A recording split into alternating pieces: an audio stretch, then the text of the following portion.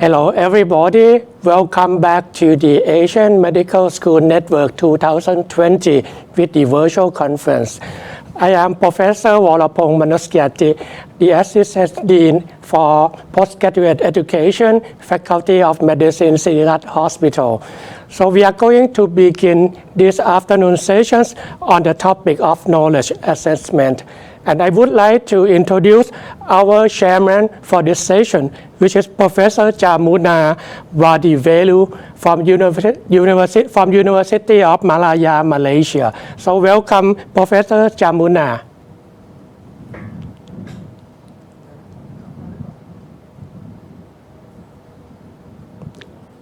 Hello. Apologies from Prof. Adiba as she was asked to go for a last-minute meeting. So this morning, we actually heard about what were the policies set for digital transformation during the COVID period. And we had eminent speakers who presented on that. This was followed by developments in teaching learning methods adapted to be delivered on a virtual module. What were the considerations? What were the training needs, etc. And this afternoon, we have two sessions that will actually cover the different assessment tools, the transformation of assessment using the digital platforms. I will be actually chairing this afternoon session on the knowledge assessment. And we have 5 speakers. And without further ado, I would like to start the session. I would like to remind presenters to try and stick to the 15-minute time slot so that we can have some interesting discussions at the end of this presentation. Our first presenter this afternoon is Associate Professor Dr. Anne Cunningham, who is the Deputy Dean for Undergraduate and Global Affairs from the University of Brunei Darussalam. And she will present conducting summative assessments in the midst of COVID-19 pandemic. So Anne, over to you. Thank you very much. Okay, hopefully you can hear me and you can see my slide. So thank you very much for giving me the opportunity to share some of the experiences from Brunei. It seems that so much has happened in just over a year since we all met together in Brunei, and it's lovely to see so many friendly faces. I'd like to echo Professor Tran's comments that we might be physically distant, but we are mentally close. So I just want to tell you some aspects of our learning. So just to give you an overview, I'm going to tell you what our assessment methods are, how we do standard setting, how we made the transition to online examinations, what we found in terms of stakeholder and student feedback, and just wrap up with a few of the lessons learned. So as most of you know, we run a 3+3 twinning programme. So we don't run the full medical programme here in UBD, but we work with partners. So in addition to having to get permission for anything we do from the university, we also have to make sure that our partner medical schools and partner dental schools are happy, since they accredit the prior learning of our students. They get places and they join the 3rd year, the clinical intensive years, and ultimately they graduate with the partner medical degree. So luckily, we met with our partners in the UK face-to-face in London last June, just like we met with you last August. So just to, so though this is a challenge, it was also a great opportunity because it meant that we could open our communication with different schools around the world to find out what are they exactly doing in terms of assessment, in terms of and also in terms of their entry for the new year. So this is just a reminder of who our partners are across the world. And we also have been sending students for dentistry, so it's probably the worst time in the history to begin to send dental students anywhere, since there's been no dentistry training since March. So this is just a reminder of those subjects that we would use written examination for. So we have health every year in our spiral integrated curriculum. We cover health sciences, our community, and personal and professional development. So I'm going to concentrate on these modules because these are the ones that we converted to online examination. Like many others, we also have OSCEs, and we did these by Zoom. but this will be covered by different speakers in a different session. Other knowledge we covered by coursework. So student presentations, all of those kind of things work really, really well by Zoom. So in terms of the summative assessment, we have 3-hour papers where we would have 100 single best answer questions and between 6 and 10 short answer questions. So these are heavy modular credit modules, and in order to, like, as is best practiced around the world, we do standard setting. So we have a panel of experts that would go through each question for the next exam paper, and we would use this modified Angoff method to think about who is the borderline candidate and how many of them would get this particular question right. And then at the end of the exercise, after a period, we may reiterate, then we set the pass mark for that paper. The questions are also moderated by our external examiner, Prof. Lau from NUS, and then the whole system is invigilated and managed by our University Exams Office.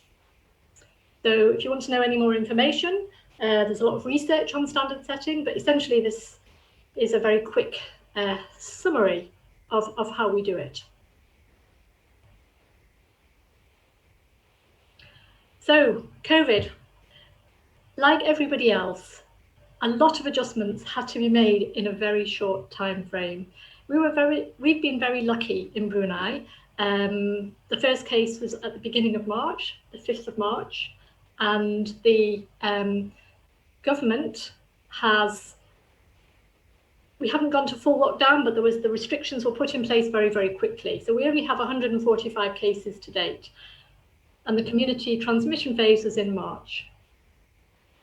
So in terms of our semester, that meant that we were teaching normally until the first week of March, though we were waiting with bated breath because we knew it was going to hit, so at least we had the time to make our plans.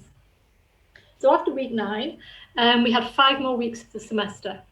So the majority of other courses converted their assessment to coursework. And in order to manage that and the increased burden of assessment on the students rather than examination, the semester was extended by 1 week. For us, it wasn't going to be possible because we still needed to provide exams with good integrity for our partners. And it was very interesting because, you know, we couldn't do what they did. So, for example, the University of Southampton and many others just passed their students into the next year without necessarily doing all the examination, in that they'd do it later. But if we'd have done that, that would have been a problem for them. So we went to a lot of effort, and we made a transition from physical closed book examination to try and keep it as true as possible to an online experience. So we had to get approval to do this. We had to be an exception. We had to get the Senate to approve it.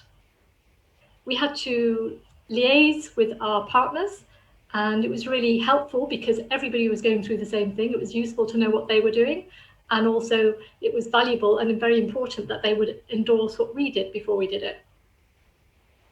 Like everybody else, we did a lot of surveys, stakeholder feedback, and there were issues around bandwidth.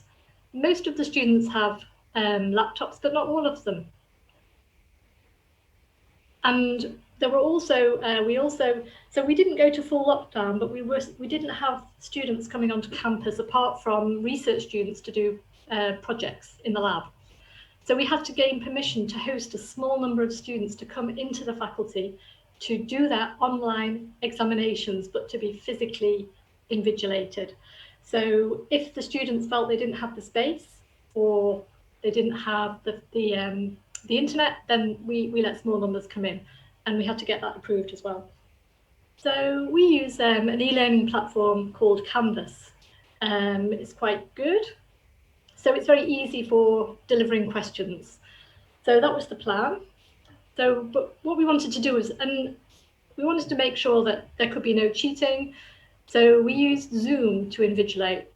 And so the student was on their laptop, and then their phone was used to monitor them. And I'll give you a bit more information. Oops, what have I done here? Sorry about that.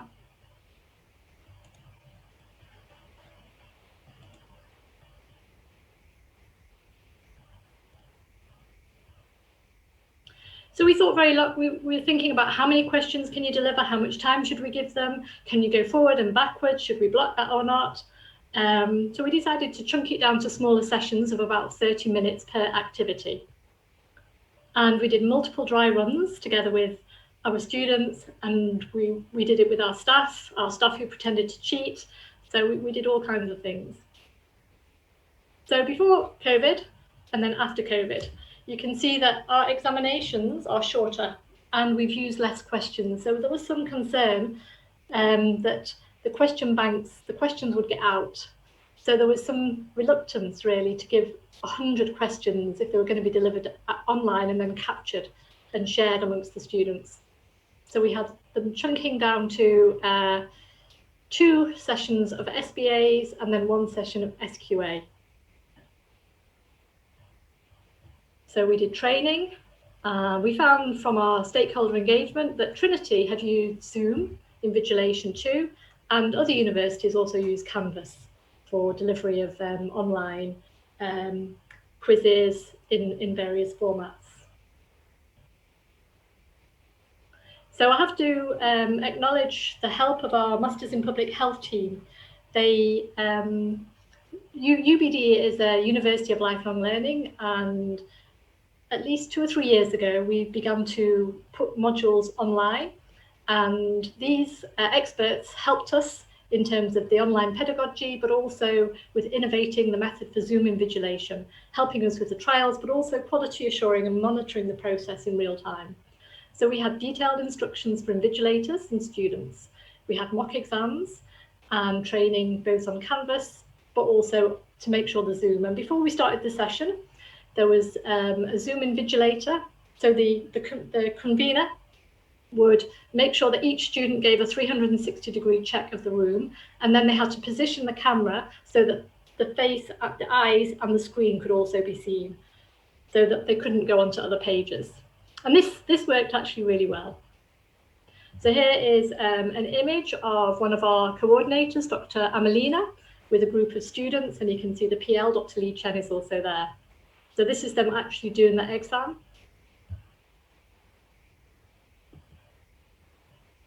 And then the small number of students who came in, obviously we had to ensure physical distancing and follow all the Ministry of Health guidelines. So we were fortunate that we could use our problem-based learning rooms, and we put 1 student in each room. We boosted the Wi-Fi. The majority of our students did have the laptops, but we had to loan 1 laptop to 1 medical student. And just like University of Malaysia and Universitas Indonesia, we worked with the local providers to be able to give data to students. So what did we find? Well, the exams, definitely poorer performance. OSCEs, they did better. But I'm just going to give you a snapshot of what we found with our major health science modules in terms of comparing semester 1 and semester 2. Our numbers are small, so but the failure rate was still much, much higher than we expected. So if you have less questions, you're going to have more impact of the wrong answer. I've never seen this many failures for year 3. If we have failures, they're generally in year 1. So it was really quite unexpected. The poor performance, when we analysed the items, it was not from material that was delivered in the last 5 weeks. It was actually material delivered in the first 9 weeks, so that had been taught in our usual way. So we couldn't blame change in delivery on the poor outcome. Oh dear, sorry. I'm nearly there.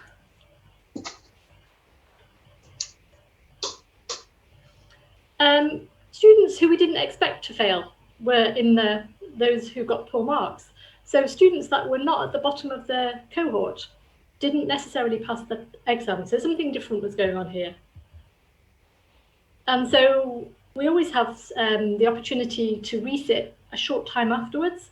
And we decided that since the numbers were small, we would go back to the paper format, normal number of questions, and we invigilated them in the university.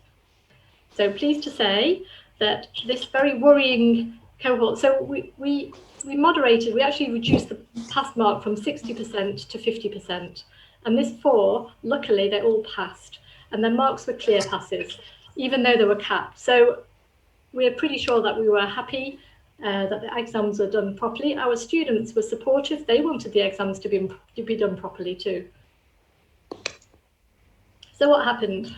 Well, like everybody else, there was rapid training in blended and online learning.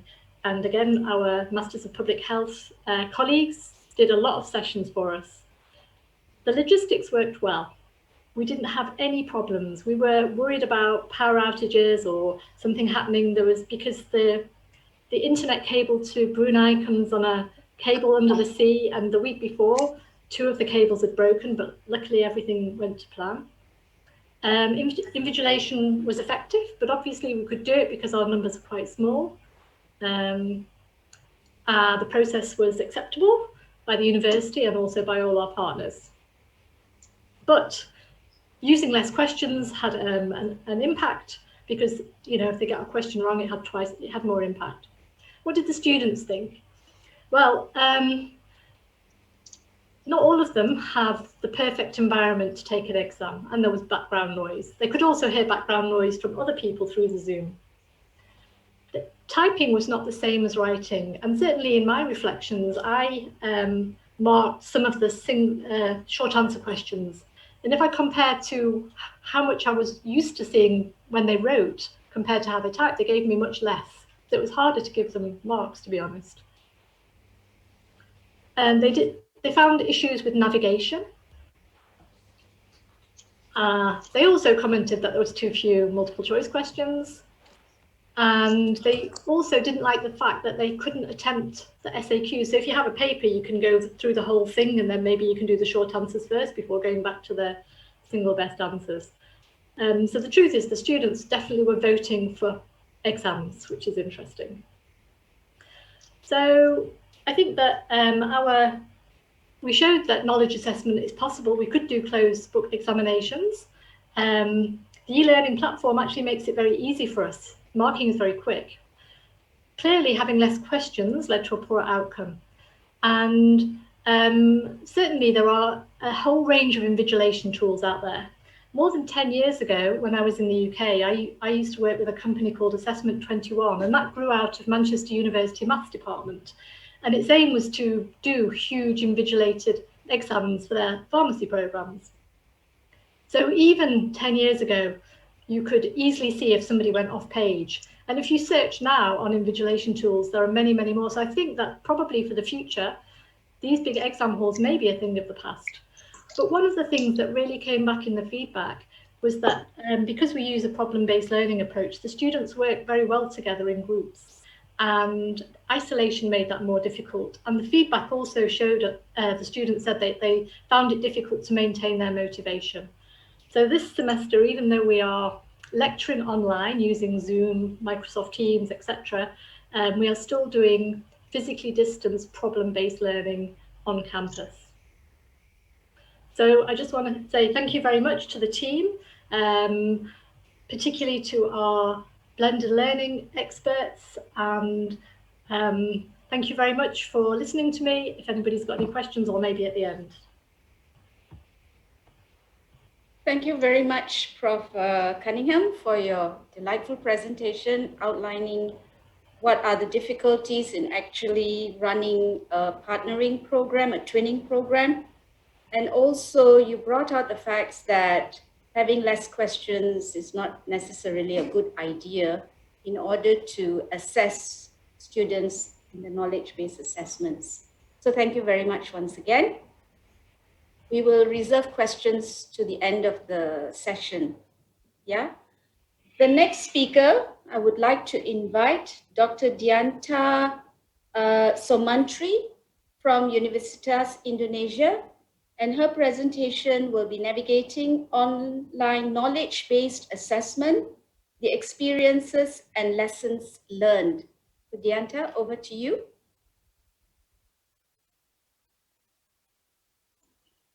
Thank you very much, Prof. Jamuna. Good afternoon, ladies and gentlemen. Thank you for the opportunity to share our experience and lesson learned in navigating online knowledge-based assessment. I'm Dianta Sumantri from the Department of Medical Education, Faculty of Medicine, Universitas Indonesia. As we have known and we have felt throughout this last 6 months, I think that COVID-19 pandemic has impacted on every aspect of life, including education. And thus, we need to replace existing educational approaches with online activities, and this includes assessment. So we still need to assess the students' knowledge and also the skills. Of course, there are limited skills that can be assessed through online assessment, and this will be discussed in the next topic, I think. There are several guidelines for designing online assessment, and I think the guideline is very helpful to us to set up our online assessment. First, we need to evaluate the prerequisites for implementing online assessment. We realize that our students, at least in our country, has various ability to provide a good internet connection, a good environment in their home to conduct online assessment. So we need to evaluate what are the prerequisites for implementing online assessment from the teachers' aspects, how are the teachers are ready to move or to transform the assessment into online system, and how ready are our students to follow the online assessment. And of course, as in other assessment, we need to ensure that we align the assessment activities with the stated learning objectives. So if we have 5 learning objectives, then all 5 learning objectives still need to be assessed, even though in an online assessment setting. We have to address the diversity of student situation. I think, as I've mentioned before, the home environment of everyone involved, the internet connection, the power in their own houses, and how good they are in navigating the system. This also needs to be taken into account when we develop the online assessment system. Maintaining a good balance of formative and summative assessment. I think this is very important. Even though in our online teaching and learning, we still need to remember that assessment helps students to learn. Therefore, we still need to provide a formative and summative assessment, and we need to stimulate students' learning with the online assessment. So I guess the principles of assessment still needs to be maintained throughout the online assessment. The assessment should align with the learning objective. There should be a sufficient amount of formative assessment, and we need to consider the format, the scheduling, and the timing of the tests. We find this quite challenging in our own setting because we have an online learning system. We call it a MAS. AMAS is our e-learning system, our e-learning platform, and it's used by all study program in university. So at one time, we have this problem where the server is overburdened. So some students cannot complete their online assessment. So we need to find the most appropriate timing for the test when the server is not overburdened, when students can conduct and complete the online assessment until the end. Establish a clear communication to students regarding assessment matters. I think this is very important. We need to be aware that students are anxious, perhaps as anxious or even more anxious than the teachers. So we need to be clear with them what are the expectations of students during the assessment, what needs to be done, and when they can consult if there are technical problems, where to report, and so forth. So we need to make it very clear to students prior to the assessment. Ensure a high quality feedback. This is still necessary because we have to do formative assessment, and thus we need to provide high quality feedback. And lastly, this is very important for us to address the assessment validity threats, not only ensuring whether our assessment is aligned with the learning objectives, but to ensure that we assess the right construct. I think this is one of the challenges in conducting online assessment, where there is possibility that students are assessed not on the content, but on how they're fluent enough in navigating the technology. Pass the exam, not because there are problems with the technology, such as poor internet connection and incompatible devices. So this needs to be taken into account, and this is what we also do in our university, which I will share after this. I tried to look at the literature and found quite interesting research but this is on vocational college students, where they asked the students' perceptions of their online experience of online assessment. And you can see here that there are problems, there are some potential problems or anxiety from the student side, where they feel that they are anxious about their internet connection problems, possible computer problems, and also the usefulness and the ease of use of the technology, and of course about the exam itself. As you can see here in the research, it's shown that three main source of anxiety for students are the internet connection problems, possible computer problems, and also power cuts. This could be very stressful for them if they encounter this particular problem during their online assessment. And also in our own setting, we have this problem of server problem. We could have this problem if the server is overburdened at one point when doing the assessment with so many students involved in that assessment. One of the particular problem, I think, in our setting is the internet penetration rate. As you can see here, this is the map of Indonesia, and you can find that the internet penetration rate is quite diverse among the regions. For example, the pink area is the Java Island, where it is the most developed island up until now, with more than half of the regions are having good internet access. But in other parts of the Indonesia, you can see here there are low internet penetration rate, and this could pose problems for medical schools within this area to conduct online assessment. And this is the average fixed internet connection speeds. As you can see here, Indonesia is in the low rank of all the countries with internet connection speeds. And this could also pose a challenge when conducting online assessment. The other problem about assessment is, I think it's already mentioned by the previous speaker, that about poor proctoring or invigilation. And the research showed that average students' grades on unproctored online exams are higher than on-proctored online exams. This means that we need to think about how we can prevent cheating. And there are some ways to prevent cheating, providing remote live proctors or using software for biometrics-based proctoring. We can have students to sign the integrity declaration to let them know the consequences of any cheating that can be detected, and they're ready and willing to accept all the consequences. And we can have open book exam, which tests higher order cognitive skills. So students don't need and cannot pass the exam by only opening the book. They really need to think and analyze the questions. And we can use plagiarism detection software if we use essay or a kind of written assignments. So how do we go about this in our university? We have all students to sign the integrity declaration just before the exam to ensure that they know the consequences if they're cheating, and all other, and then they need to prove themselves that they are not cheating, and then they will be ready to accept any consequences arising from that. And we adjust the exam duration so that it will be just enough for all the exams to be conducted. So we will not provide them with any spare time to look at books, to contact their seniors or ask questions to their peer. So just enough exam duration for the whole exam. We have to ensure that the MCQ platform server is not overburdened. We need to check the most appropriate timing for the exam. So before deciding on the timing of the exam, we need to liaise with our IT center to let them know that we're doing this exam at this particular time. So there will be not many courses will do the exam at that point. So we will have a smooth exam. We have quite several experience in having an overburdened server. So some students will have difficulty in completing the exam. So with that in mind, knowing that our limitation in terms of our server and our internet connection problem in Indonesia, I think we need to provide a second chance for students with internet problems to redo the exam. So those with internet connection problems or problems in the server, so that they cannot complete the exam, we will provide them a second chance to undergo the exam. If a large number of students involved, we find this very helpful. It is common for us in Indonesia to use WhatsApp group. So we ask students to make a WhatsApp group with their tutors so they can easily communicate with students and tutors throughout the exam. And this will help students teachers to ensure that all students will have no problem in logging into the system and students can report to the group if encountering problems during exam.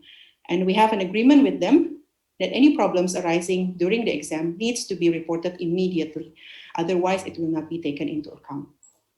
And of course, for high-stake exam, we provide a remote proctoring. All of our students are in their home. So because of the high number of COVID cases in our country, we ask students to do full online learning from their home. So there are no on-site exams in our medical school.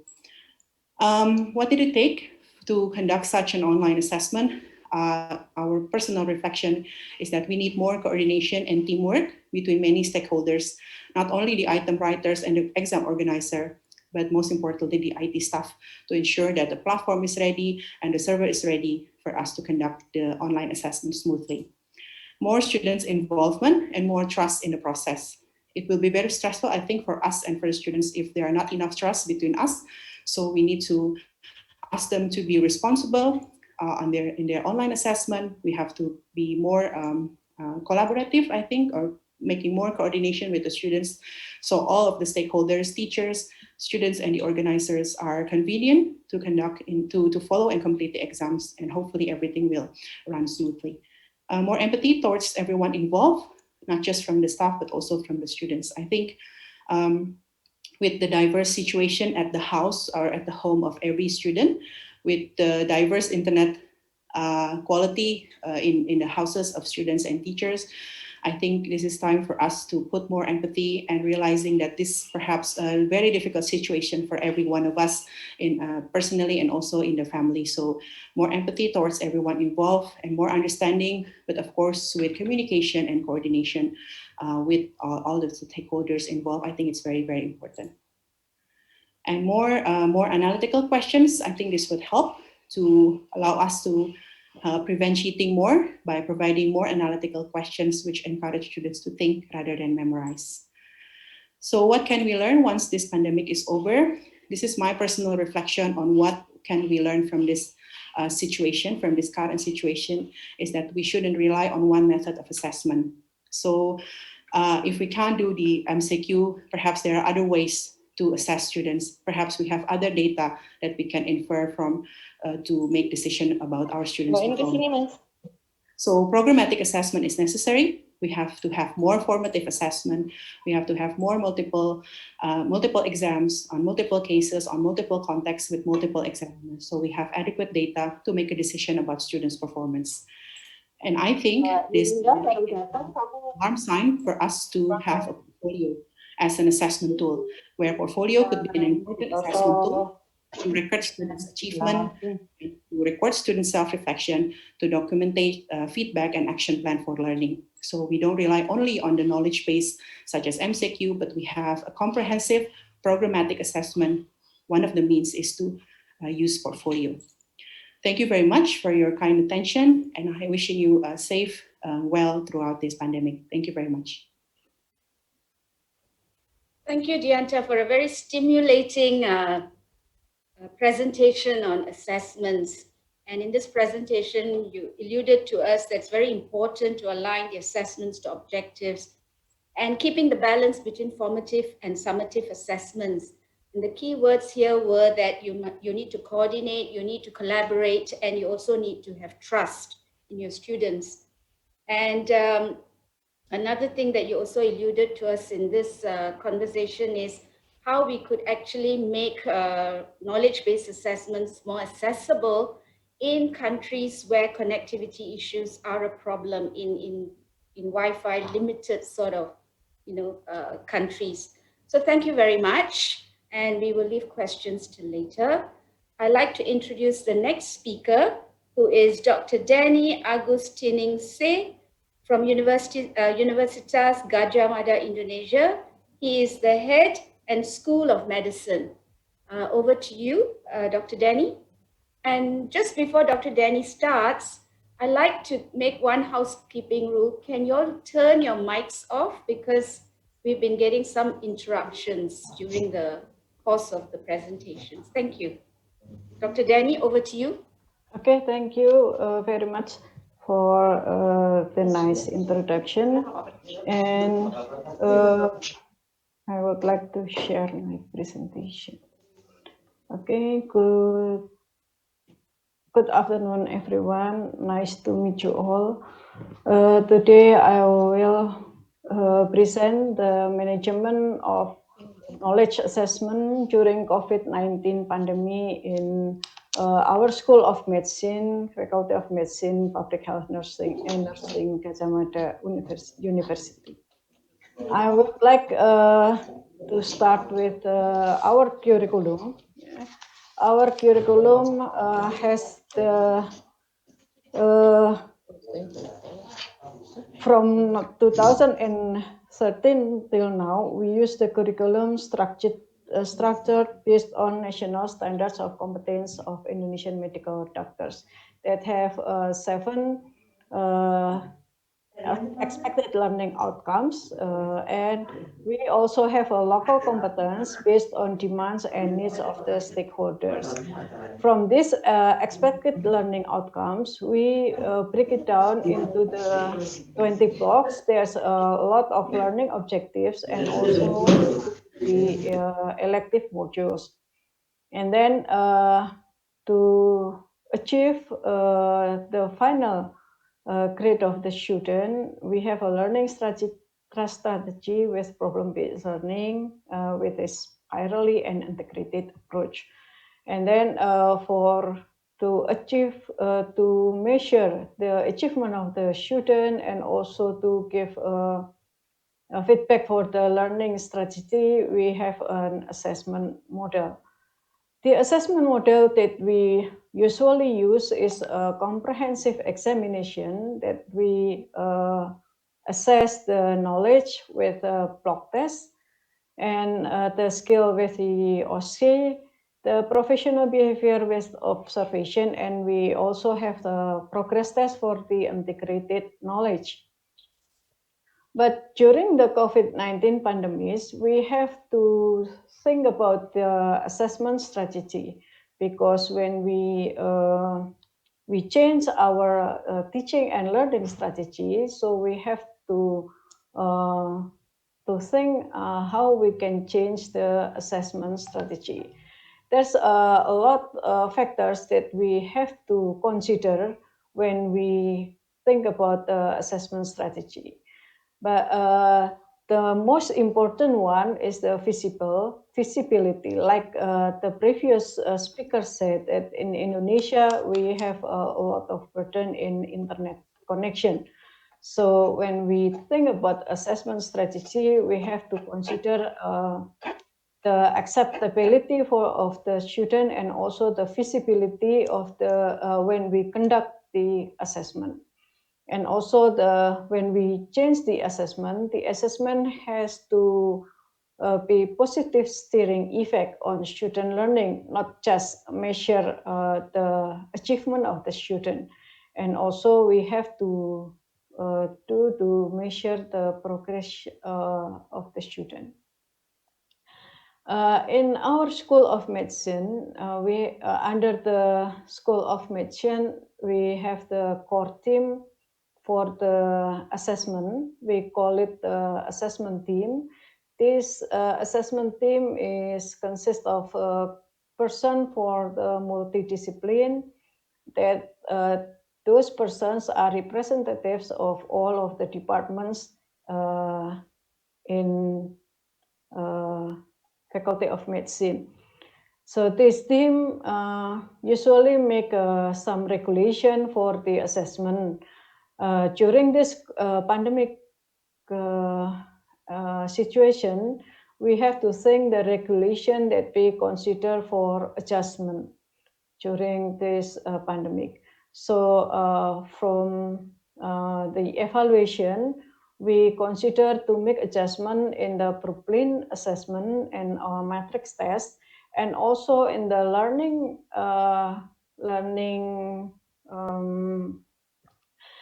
system that we use. Usually, Faculty of Medicine have the LMS itself, what we call CAMEL, and the university also have an LMS. both LMS use the same Moodle, but the server quota is different. So like the previous, I think what we visit the same version. Yeah. The server is overburdened neither for the faculty or university. And also we have to make adjustment for the feedback. Usually we use give feedback for the student after the test, for the lecturer after they make a question, and also the feedback we give it to the head of the department and also to the block coordinator team. And also we have to evaluate the comparing the student achievement before and during pandemic, but the evaluation is not done yet. So when we consider to adjustment the assessment, we have to think that the assessment not only measure the achievement of the student, but we have to give students more direction, and we have assumed that the student have to responsible for their own learning journeys, because the student has learned by themselves, not with another the peer and also the tutor or the teacher. And also this assessment have to can measure the effectiveness of these new teaching and learning strategies that already Prof. Candace presentation. And also we hope that the assessment when what we adjust can uphold the standards of medical education. So from that consideration, we adjust the assessment program during pandemic. We have a formative and summative. Before pandemic, this table show you before pandemic and what we do during pandemic. Before pandemic, we not take much time to give quiz for student, either during lecture or after lecture. But since we have in a pandemic situation, the learning strategies is interactive lectures or panel discussion or asynchronous lecture with a video. So we can give a student more quizzes. So the quizzes for during interactive lecture or at the end of asynchronous lecture is about 80%. We can use any application like Kahoots or the other applications, or we use Gajah Mada e-learning, that the LMS that owned by Faculty of Medicine, and also in the form of a game. And before pandemic, we do not obligate mandatory for the tutor and laboratory instructor to give feedback to the student. But in this pandemic, we want to tutor and also laboratory session instructor to give feedback to the students about the result of achieving learning objectives, so the student can evaluate themselves. This feedback written in the Gajah Mada e-learning. And also we in the formative assessment, we give feedback about the results of the test, either block test, mid block test, and also progress test. Usually before pandemic, we only give feedback in the block test, at the end of block test, and also at the progress test. And also we gave the feedback to the lecturer for modification of his or her teaching. This is I gave an example of the feedback that we construct for the student and for the teacher. This is Camel. Camel is Kacamata Medical e-learning that we use for the assessment and also for the teaching and learning methods. This is feedback, and this the learning objectives that we want students to achieve, and then we give the percentage that achieved by the student. And this is a feedback for the teacher. The teacher, we give feedback about the difficulty index and also the discrimination index every question.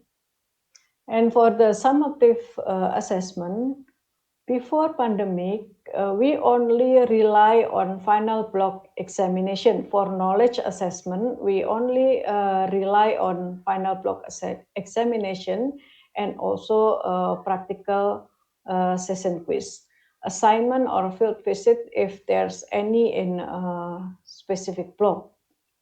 But during pandemic, we try to comply with the student not to give another burden of the teaching and learning, and also not to make student more anxious. So we try to decrease the percentage of the final block examination, and we give more perspective to measure the performance of the students. So we give a quiz during tutorial discussion, and we also give the mid-block examination. Actually, our block is the duration of our blocks is about 6 weeks every blocks, and we do the mid-block examination at the 3rd week. And then we also give mark for the tutorial discussion report, and we given assignment or field visit for the student to decrease the physical, to make sure that the student don't go anywhere, to make sure there's a physical distancing. So this is the rubric for tutorial discussion report that we give mark for the structure, the content, and also the reference that students use. For the assessment, we use computer-based tests, and we choose the multiple choice questions, either for mid-block, for final block, and also for progress test, because we think that the MCQ has a lot of advantages.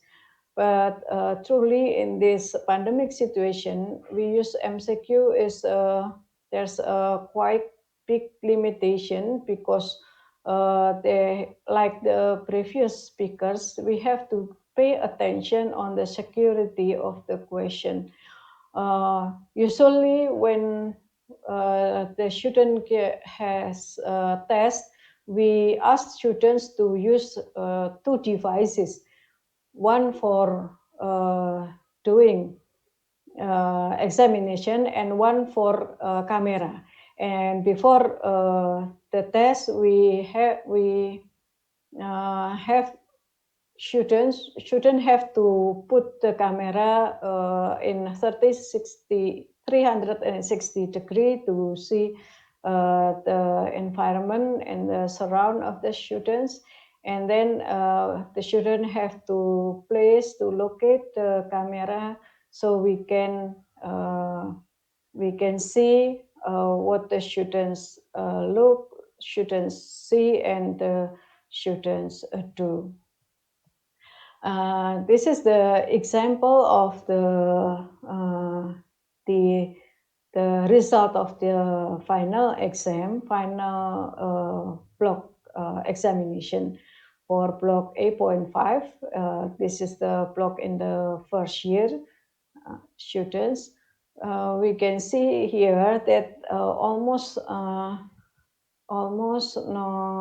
the same result before and during pandemic, but the profile is better in the result after during pandemic. I think because the student have more time to study, and also like the Prof. Kande's presentation, the students very engaged when we change our teaching and learning strategies with give a student more interaction with the teacher through the interactive and integrated lecture, and also for the panel discussion. I think this is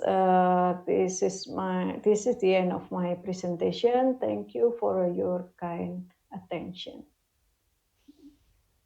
Thank you very much, Dr. Danny, for actually highlighting to us the importance of managing the assessments with feedback from students as well as from your academic staff.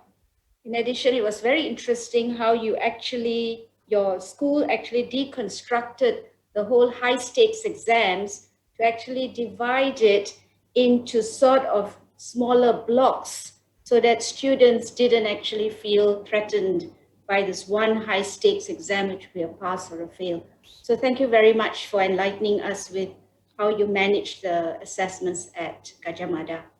Thank you. And now I'd like to go to the next speaker. I'd like to introduce Associate Professor Tawon Chai Lim Jidapon, who is the Deputy Dean for Postgraduate Education at Siri Raj Hospital, Mahidol University.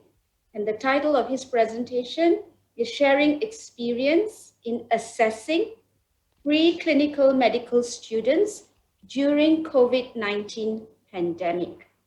Over to you. Thank you. Good afternoon. Thank you. First of all, I would like to thank you, organization committee, that let me have a chance to share my experience in assessing the preclinical medical student during COVID-19 pandemic.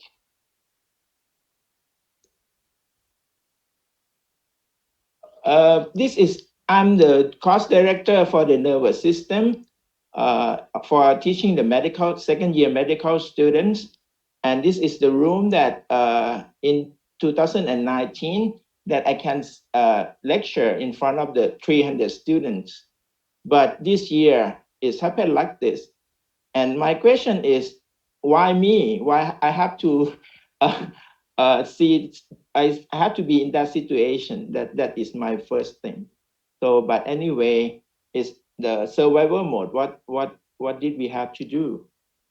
So the first thing that I tried to do, I went to the webinar. That at that time there's many webinar, and one is the ASEAN University Network Quality Assurance webinar on the online learning.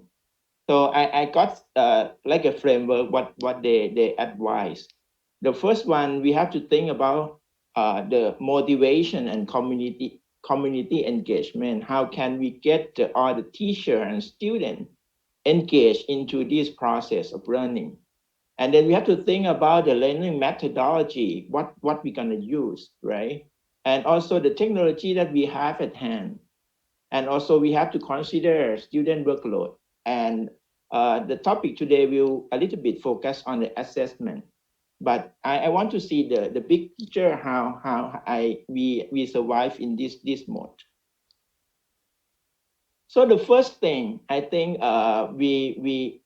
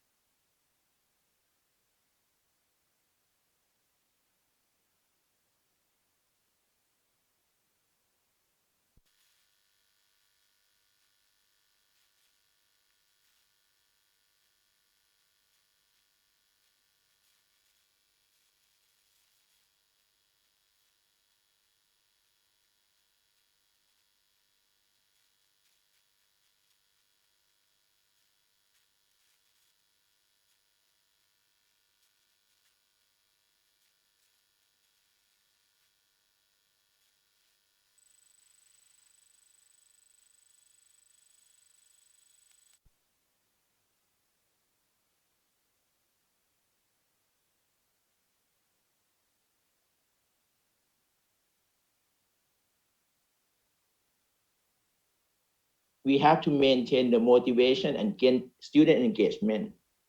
And for the support system, we think that we have to do everything to help our students. So for the learning method, we conclude that all important topics should be covered to achieve learning outcome. And the must know, we will do formative evaluation along the way. We have 4 formative evaluation in this course. And for the clinical and laboratory practice, we can demonstrate by like a use video clip and other medias. And for the assessment, we will do a lot of assignment and also the MCQ online.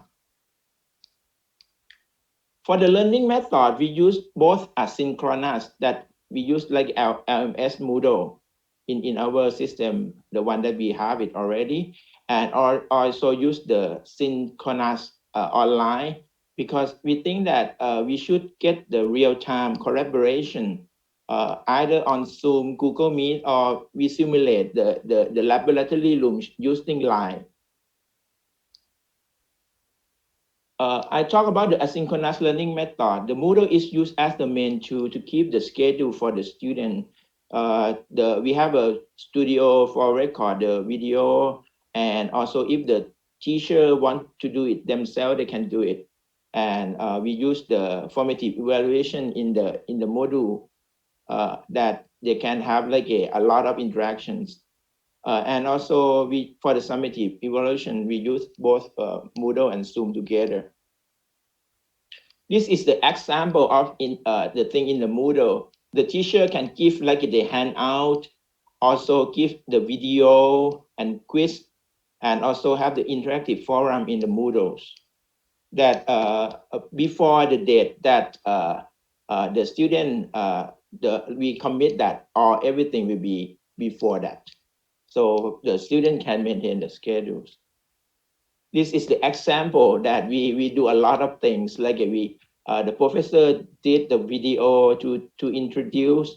We have like the video clip for the brain dissection, the X-ray, and also the slide for the anatomy. And when we simulate, because normally we have about 13 laboratory room. So this one, the teacher divided into the 30 line rooms, that we have this one teacher or assistant teachers that be with the student, around 25 students per line group. And we also have one line that I will discuss with the head of the student, and another line that I will be with the teachers. So we can communicate and we see the problems, because sometimes the student don't want to discuss with the senior teacher. They want to discuss with the young teacher. So we give the young teacher in each room, so they have more interactions. And when they have a question, they can interact. And this is work very well at that time. And we also have the Google Meet and Zoom from time to time for the seminar. So this is, for example, I will put like a video on the anatomy, and also the expectation that the student need to do. Like we set formative evaluation, you have to do it in 3 days and did it until you get 100% correct, something like that, and you get some score. Another thing that I consider is the technology. We use the Moodles, and also has another thing with the Zoom, WebEx, email, Line, anything that we can do to help the student. But one thing that we always consider is the teacher and student workload. We have time from time to time ask the student how they did and how they feel. Did they get depressed already? Something like that. And I and our team, we try to monitor that workload, because we have to make sure that the student don't get too much workload, because they have to take several courses at the same time. So we have to adjust from time to time, from day to day, both formative and summative evaluation. Okay, I get to the point, to the assessment.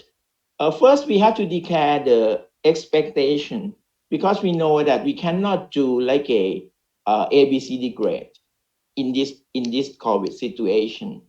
So we change from the 70% summative evaluation and 30% assignment, and use ABCD toward satisfaction and unsatisfaction, S and U, and change the assignment to 50% and summative evaluation to 50%.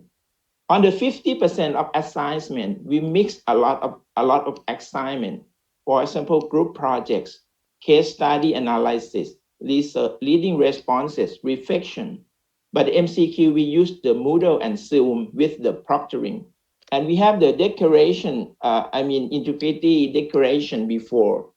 We have the flow for the student to make sure that they can do it correctly when they're at home. So this is the example of the group activities that they send to the teachers. And also some of the clinical questions that they have to send by individual in the Moodle system. And some MCQ that they can do like they did it correctly. We have around 54 times for them to do this. And if they don't understand, they went to the line room and discussed with their senior junior teachers. This is example, and we think that it's very good because normally we didn't get involved much like this. Informative evaluation, sometimes the 300 students get interaction more than like a 4,000 or 10,000 times interaction. That is a lot, and we didn't expect like this. So this is the example. We have the summative evaluation that the student need to have to gadget or to one on the computers and one is on their phones. And we have a monitor system, like we have the enabling staff that train. We did it together to monitor how each student behave during the examination, and we direct to them if they have something that seems not that good. So I analyzed the satisfaction for the student surveys, and in 2020 is this year that we use 100% online teaching and learning. In the 2018 and 19 is the using the normal situation, and we evaluate in terms of the learning outcome. This is a score from the 5. Like in the past, we get around like 40, 80%, 85%, something like that. And we in this year, the students feel that they can achieve the learning outcome. And surprisingly, they feel support. They get support to 88% compared to the around 80% in a couple of years ago. For the assessment, the thing is fair, and they give around 85, nearly 84%. For overall satisfaction for this course, we get 88% out of 100. That is surprising because I asked why me, why I and our team have to do this, but we tried, and we get a lot of interaction between teacher and students. So the take-home message I want to share is like, our course may not be perfect this year, but it should be good enough for our students because we always care about students. And we appreciated contributions that given by our devoted teachers. I can see how sincere and how they love their students. And also the students, they try to adjust themselves. And we don't forget the enabling staff. I have a chance to share at my hospital, but thank you so much for organization committee for me to share, acknowledge them internationally among of you guys. Thank you very much. Thank you very much, Associate Prof. Tawanchal, for actually sharing with us your experiences in trying to deliver and assess a module in the preclinical years, which is the nervous system. You also highlighted the need for teachers to be empathetic, for you to understand how students think, for you to actually, again, like University Gajah Mada, to actually deconstruct the assessment so that it's all not one high stakes exams. Thank you very much for sharing, and I'm sure we've learned a lot of lessons from your presentation. Thank you. And finally, the final speaker for this session will be Associate Prof. Kim Bao Giang, who is the Director of Testing and Quality at Hanoi Medical University, Vietnam. And his presentation will be assessing student knowledge using the tablet system. So over to you, Prof. Kim. So good afternoon. Thank you very much, Professor Chairman. So as promised, I would like to introduce to you the tablet system that we use for student assessment at Hanoi Medical University. Can you see my slide? Yes, I can see it. Yeah. We'll see in the chat line if we can't hear you. Yes. So I don't know what about the other universities, but we have a lot of workloads on the student assessment because we have a lot of students at Hanoi Medical University. So currently we have a 9 undergraduate program, and we have 47 programs for postgraduate students. So each year we have about 7,000 students as undergraduate level, and about 5,000 postgraduate students. So a lot of training, teaching. So that lead to a lot of assessment activity needed for the university. That's why we found that the traditional system using paper is not, it takes a lot of time and workload for the staff, and sometimes it's not reliable and accurate because we use a paper system, and the score, how to say, the score is not well set up at the beginning. Because of that, we set up the computer-based system for assessment, and then now we set up the tablet system for the assessment of the university. So this is some picture of the process that we developed from 2010, where we use paper-based test, and then to computer-based test, and then from 2018 we used the tablet system. Some figure about the number of the exams in each year, so we can see the workload of the university. So each year we have about 3,000 exams and cover for almost 1,000 student times. And of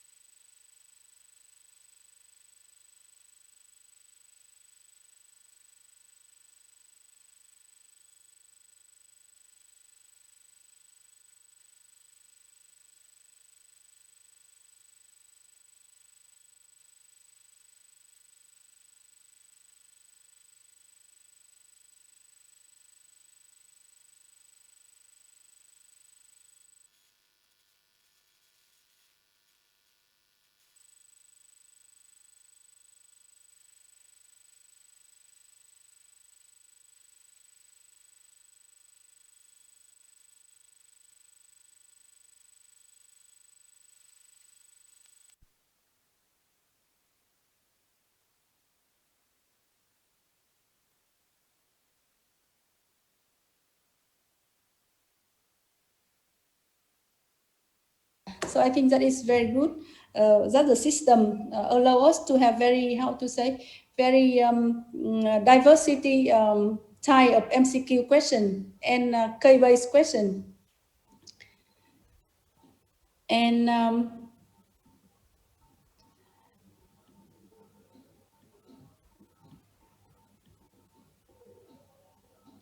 by this system, we need next staff to monitor and supervise the student because all of the activity are monitored and coordinated by the center from the technical room. So that saves a lot of money for hiring staff working in this center, and also for save time for the teacher. They can spend time for other activity. So by this system, our student can get into the system using their own ID number and also the password provided to them by each exam session, and they can go directly to their exam. So in one room, we can organize 40, 50 different exam for different disciplines. So that is some type of question already in the screen.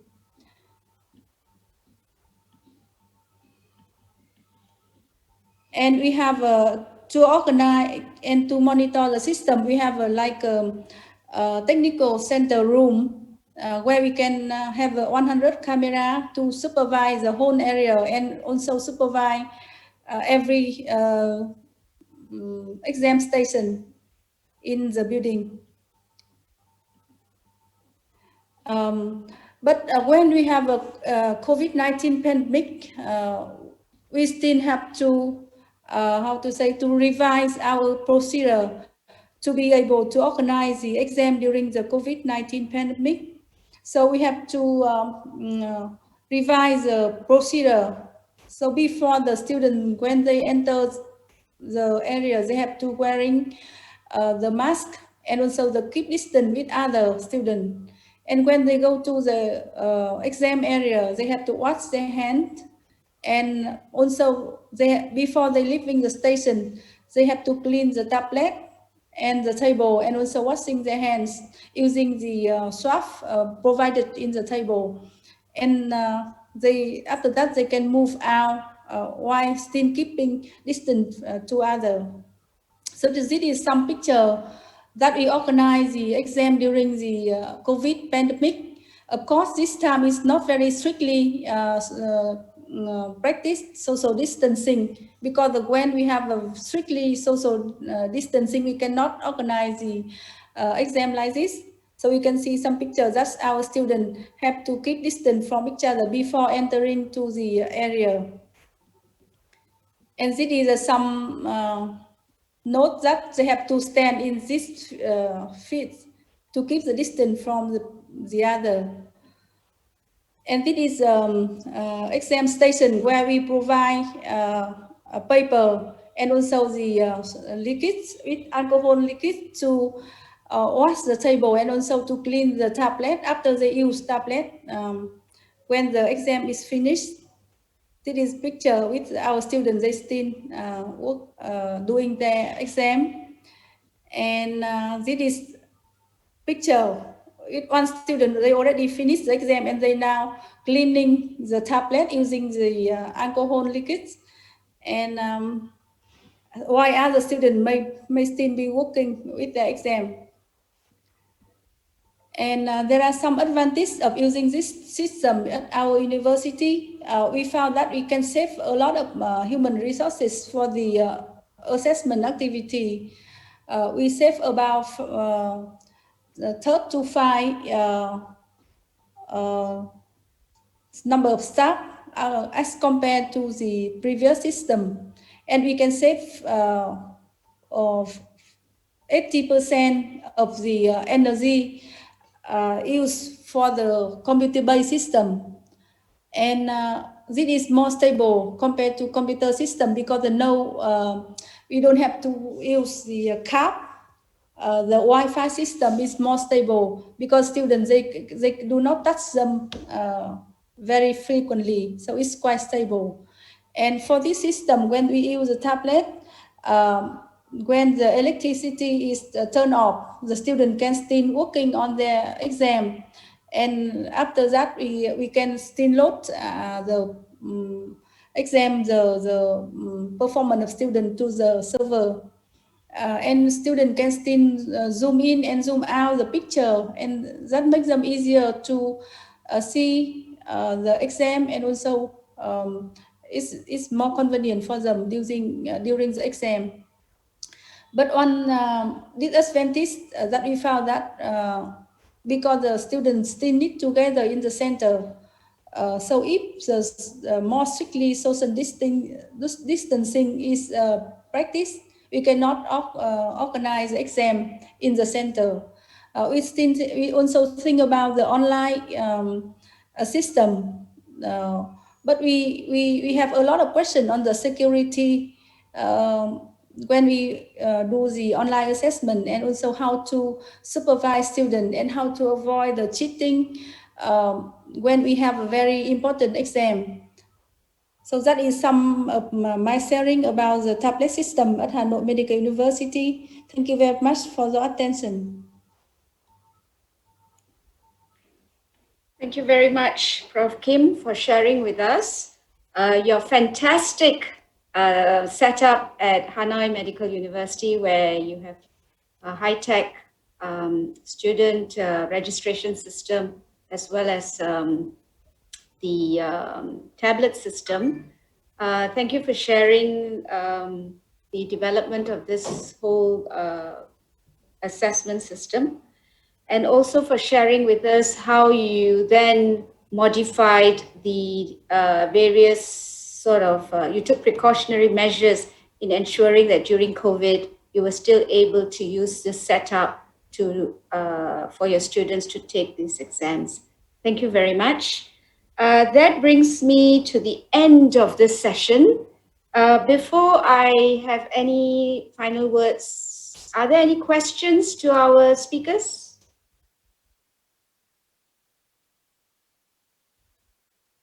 From the audience? May Yes. I have a question about the other school that I from Thailand and from Brunei, when you organize the online assessment? So how you supervise? Because I saw that you use Zoom and you can watch a student from the camera, right? But because a lot of students, how can you supervise them? Because they stay in different places and there are few staff. So how can you deal with that? Yes. Can I ask Dr. Associate Prof. Tawonchai to say a few words? So I think we have the instruction for the students in detail how they can use the mobile device to into the system, and we also use the Moodles to make the test. So basically, call and we have the test system for them to practice to do it, and we have the team of educators that will explain to them if they has any problems. Thank you. And from Indonesia, we have UI and UGM. Dianta? Yes, thank you. Thank you for the question. Yeah, I think it's the same with other places that we use Zoom to observe our students from afar. So as usual, we have our online platform system for the MCQ, but for the observation or for the proctoring, we use Zoom, and we assign one supervisor or one observer for several students. So they will be focusing on only several students to observe them doing the exam through the Zoom. So we set up the link for the Zoom for every groups of students and tutors. Thank you. Thank you, Dr. Dianta. Dr. Danny, do you want to add? Yeah, maybe like the other, we use Zoom just for watch the students, and we can use the breakout room in the Zoom. So we can break out into several rooms. Then every breakout room we can assign 2 to 3 person to watch the student. I think it's the facility for the Zoom is very good for that. Thank you. Okay, thank you. Okay, before I end the session, I'd like to get some take-home messages. So, Prof. Cunningham, any take-home messages for our audience on knowledge-based assessments?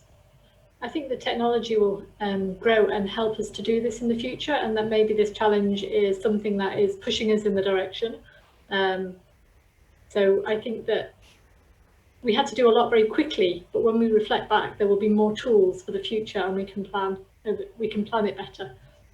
Okay, Dr. Dianta, one take-home message on assessments, knowledge-based assessments?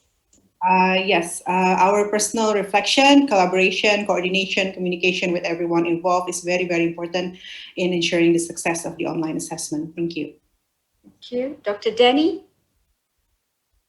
We have to make sure that this assessment is a good feedback also for the student, for the teacher, and also for the institution, not only to achieve the high grade for the student.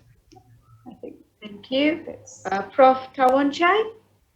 I think, in my opinion, the collaboration is very important, both inside the camp university and outside university, that we can learn each other and help each other and learn from each other to adapt to use in our campus for our students.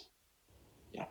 Thank you. And finally, Prof. Kim, any one take-home message? Yes, I think that the student assessment, so sometimes we have to accept the reality and we have to be very flexible. Yeah. Yeah, thank you very much for everyone. And I'd like to conclude this session. Thank you. Thank you for the wonderful sessions. And I would like to thank Professor Jamuna Vediveru for being a chair of this session. And also would like to thank all of the speakers for these wonderful sessions. So I'm going to move on to the last session of today, which is in the topic of clinical skill development and assessment. And I would like to invite Professor Suwannee Suraserani Wong, the Director of Sirirat Medical School, for sharing the sessions. Dr. Suwannee, please. Good afternoon, professors and all friends. It's great pleasure to meet our ASEAN friends again. Let's come to the last session of today, New Normal Clinical Skills and Development and Assessment.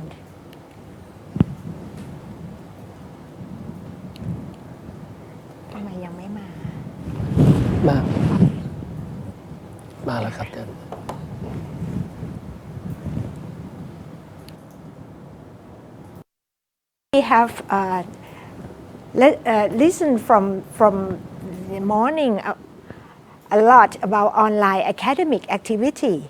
I think it can cover some part of the clinical skills like diagnosis, management, and decision making. However, it cannot replace the live patients in terms of hands-on practice, human touch, and communication skills. Now we have 5 speakers to sharing experience about these challenges. First speaker, I would like to introduce Dr. Dina Muktiati, a pediatric consultant from Faculty of Medicine, Universitas Indonesia. Professor will share us about conducting OSCE in pandemic era, sharing experience from Faculty of Medicine, Universitas Indonesia. Professor, please.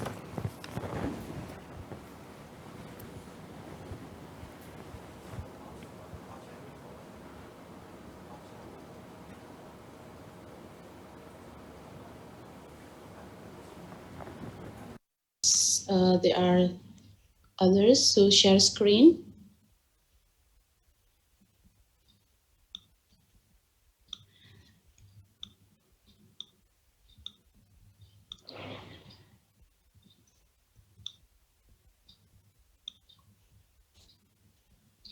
Okay, thank you. Good afternoon, Professor and doctors. Before I start, I would like to thank the committee for inviting me to sharing how our university conducting the OSCE in the pandemic era. So this is a great pleasure and honor for me. Thank you so much. So this is my outlines for today's talks. So as you know, the COVID-19 situation in Indonesia is still not good. So the number of new cases are still increasing now. And then our university has two bases, one in Jakarta, and then the second one in the Depok campus. Jakarta has the highest number of COVID-19 cases. So Jakarta considered as the red zone, and also Depok, because it's only around 45 minutes driving from Jakarta campus to Depok. So since March, the faculty have the policy that all medical students were not allowed to do educational activity in campus and clinical settings. However, starting the July 2020, the clinical activity already started with a strict health protocol. And we have final year students who will take the national examination on August 2020, last month. So usually before they take the final or the national examination as exit exam, they have to take our last OSCE or comprehensive OSCE in our faculty. Usually we do it 4 times per year in January, April, July, and October. However, in 2020, we only have got the chance to do the standard OSCE in January 2020, because after that we got the lockdown, so every OSCE was postponed, including the April and July. But because they have to take the national examination on August, so we did the OSCE, the final OSCE, on the early of August 2020. So it was a one-day OSCE involving 40 students. We divided them into 4 groups, in 2 locations and 2 stations. We have 10 stations. Each station takes 15 minutes time, and this is not differ from the previous OSCE. So what the difference between this OSCE and other OSCE in the other module, that this OSCE should have a lot of cases comprehensively between the departments. So there's a lot of people involving in this OSCE. For the location, we usually use it in the campus Depok. So for now, because we cannot travel through Jakarta and Depok forward, then we did this OSCE in our Jakarta campus. The assessment on this OSCE is the same with the previous OSCE. Some station will assess the history taking of the students, how they perform the physical examination, how they interpret or choosing laboratory or other tests, how they diagnose the case, and how they provide the pharmacotherapy, including writing this prescription. We also, some station also assess the clinical skills, communication skills, and also professionalism. So how about the preparations? We do the preparation as usual manner, but we developing the blueprints, contacting the standard patient, the examiner, and so on. However, we have to add some measures, including the location, because this location is different from the regular place that we used to do the OSCE. So we have to make new settings and designs, and we have to prepare more rooms, because now we segregate the patient or standard patient from the students, and also for the examiner.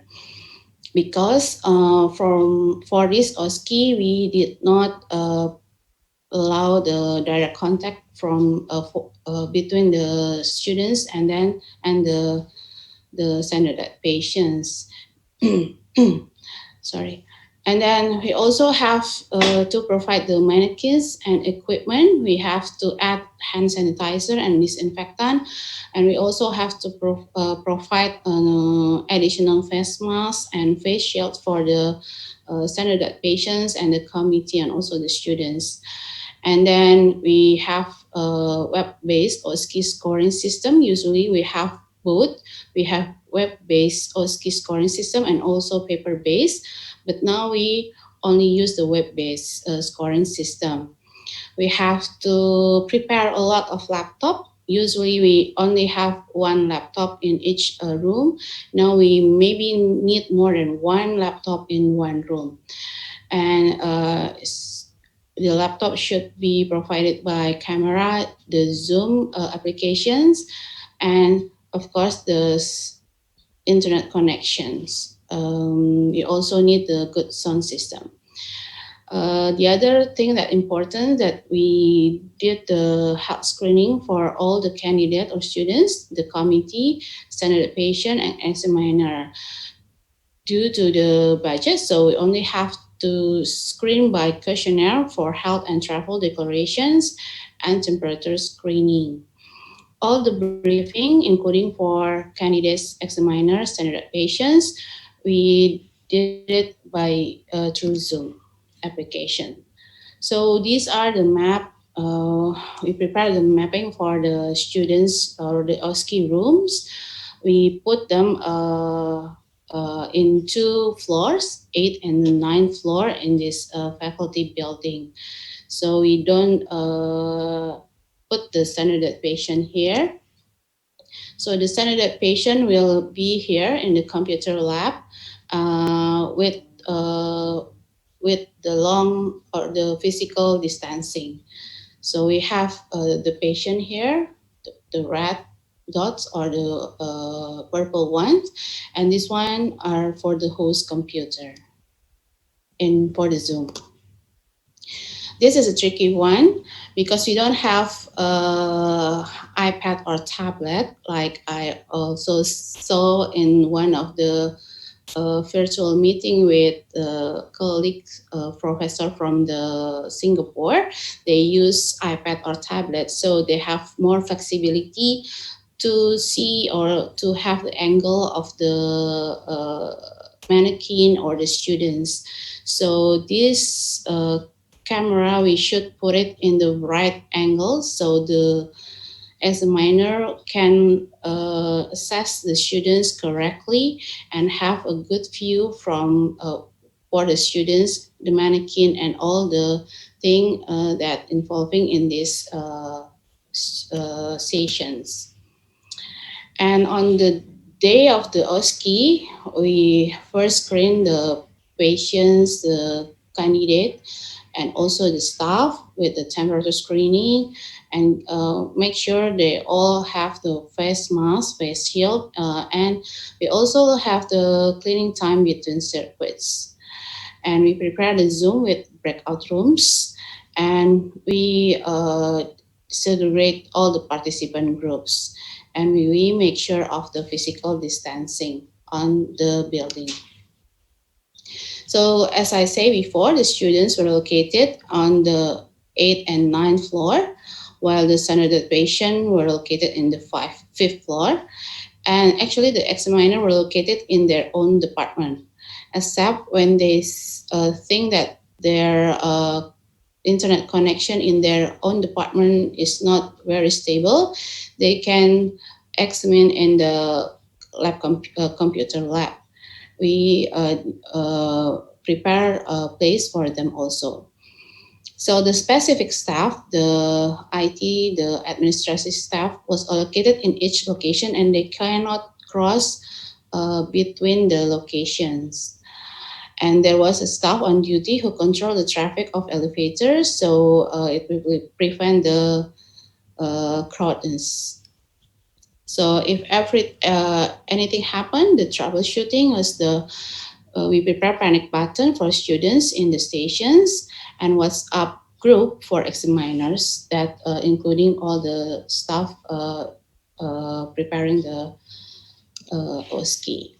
So this is a host view with case with the standardized patients. This is the students. This is the examiner, and this is the standardized patients. Depends on the stations or the scenario. In this station, we can assess the history taking, how they conclude the diagnosis or choosing the lab or other tasks, how they prescribe the rest prescriptions, and then how they can communicate with the patient. This the host view using the station using the mannequin and standardized patients. It depends on the examiner. If they want to have the closer look, they can zoom it, and then they can look how the students performing the examinations. This is also for the examination. That's because we cannot allow at that time that the students meet the standardized patient. And this is the station for the clinical skills. So every angle should be considered. We have to make sure that the examiner have the very good view for this kind of station. So this is the place for standardized patient. This is from computer lab. They are using face mask, face shield, and then we make sure that they have the physical distancing. So we also already developed the web-based OSCE scoring, so we can use it in this kind of time, and it's very helpful. And we use rubric for this scoring. The challenges, there are some challenges. The big one is the internet connections. But for examiner with the unstable internet connection, they can go to the faculty building to examine. However, we have to make sure that in the building, the internet connection also stable, because if not, it can affect the students' performance. So we really have to make sure that the internet connection is very stable on that day. We have to add some budget for disinfectant, face mask, face shield, and gloves, but we got the full support from the faculty. And other technical problems such as the angle of camera, we did the briefing and checked the video before the OSCE started. And then if there is any problem, we can communicate with the examiner through the WhatsApp group. So I think from this experience, I learned that we need very good collaborations, not only the faculty, but also the committee. We have big committee here because we have 2 sides of skill labs doing this OSCE together and designing this together. And we also have a lot of help from administrative staff and IT staff, and also examiners, standard patients, and also the students. So post-OSCE, while the result was comparable with previous OSCE, although there are some feedback that among a lot of them feedback on the internet connections, and luckily we have no reported COVID-19 cases from this OSCE cluster.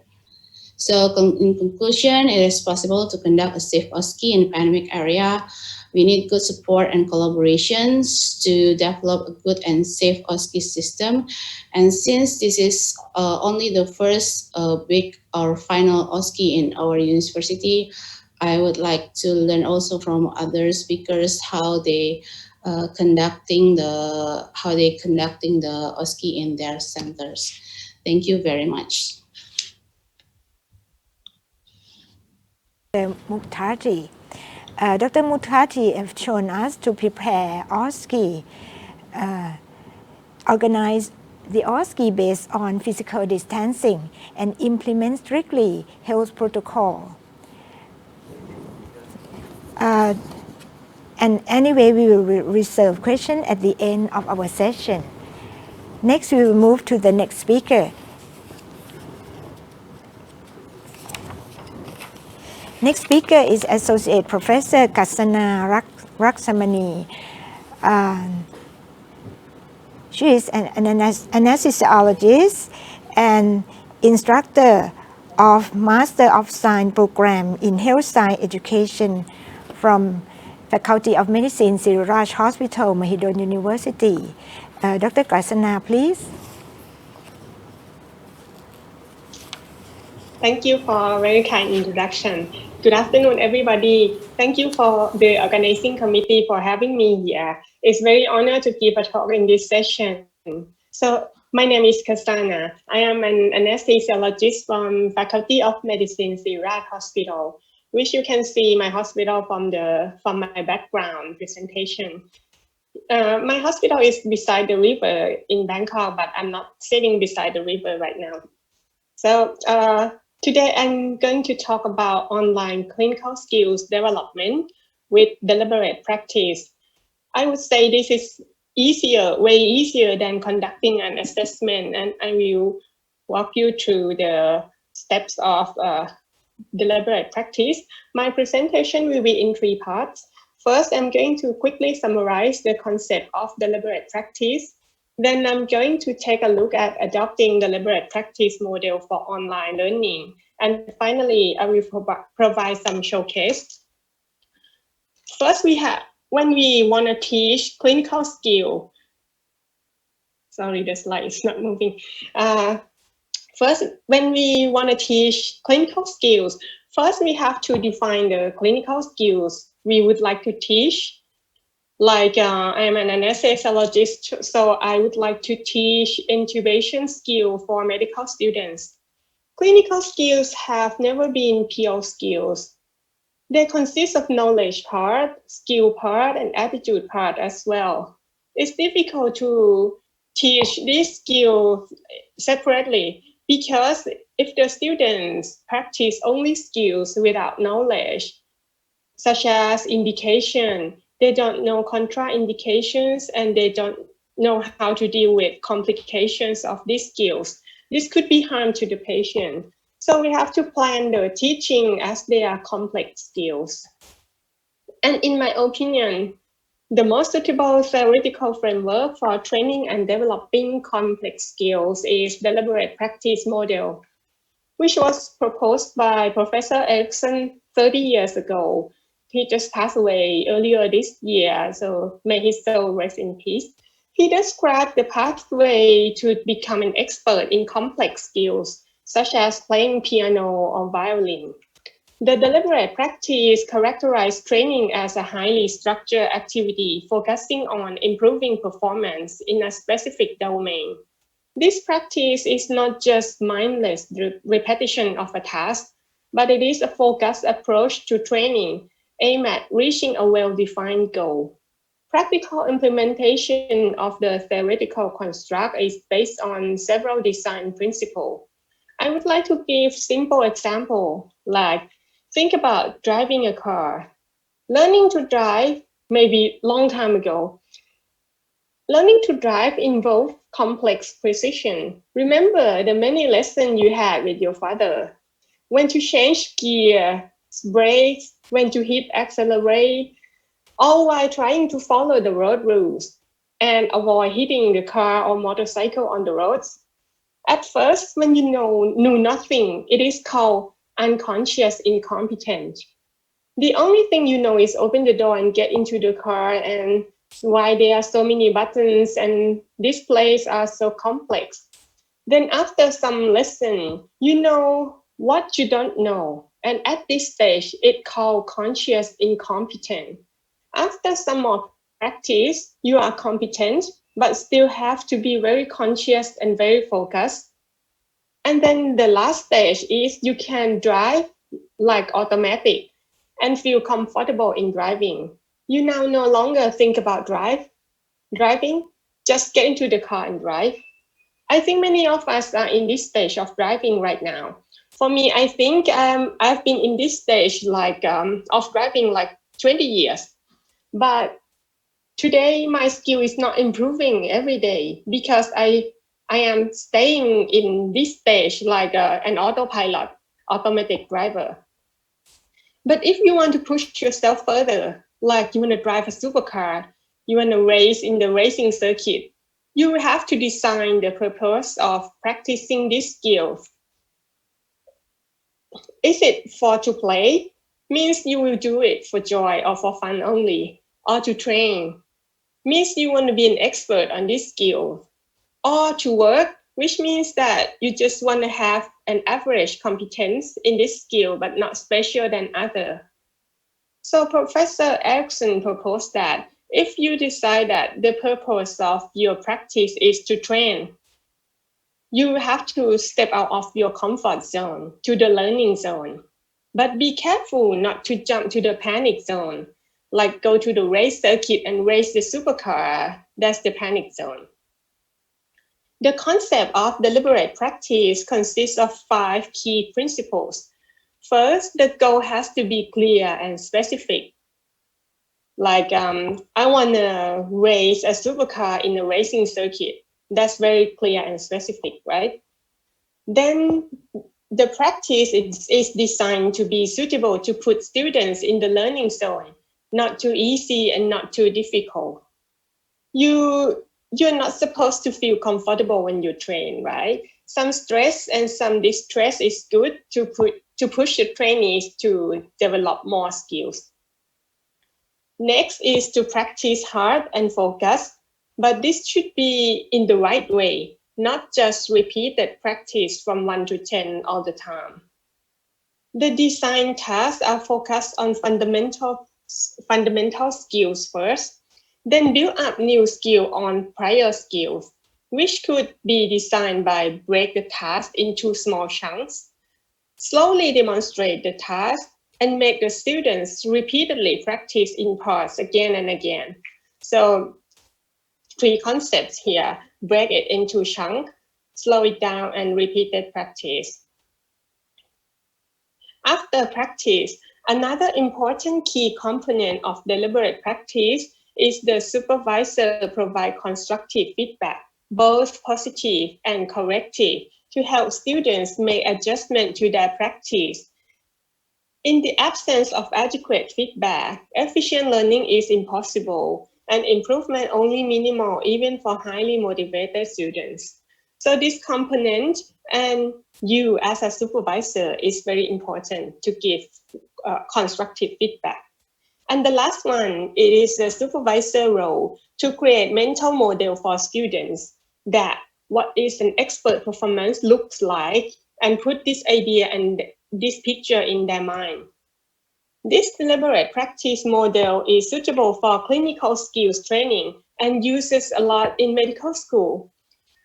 We adopted this deliberate practice model to teach in simulation and workplace as well. But this year, everything was stopped during the pandemic lockdown. The safety of medical students needed to be the first priority. And we have to admit that teaching clinical skills are challenging to teach online.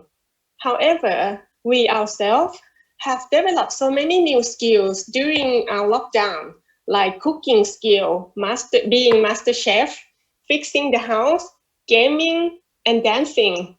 And if we could develop these skills online, Why can't we teach our students to develop clinical skills online?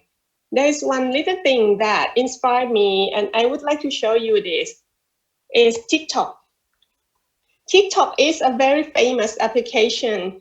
It is a social media platform for creating and sharing short music video, mostly singing, dancing, and lip sync. When I first see the TikTok dance, I thought, this is not my thing. No way. It's too difficult. Would put me in the panic zone. And I saw my residents, many of my residents uploaded so many dancing TikTok clips. It's very short one, so let me show you. It's very interesting. So just want to share this.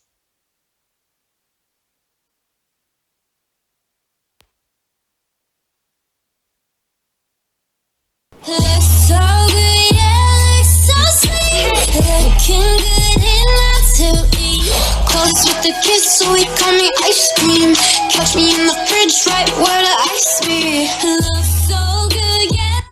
Yes, this is anesthesia. This is my anesthesia residence, and it is interesting that how could she develop such a complex skills like K-pop dancing.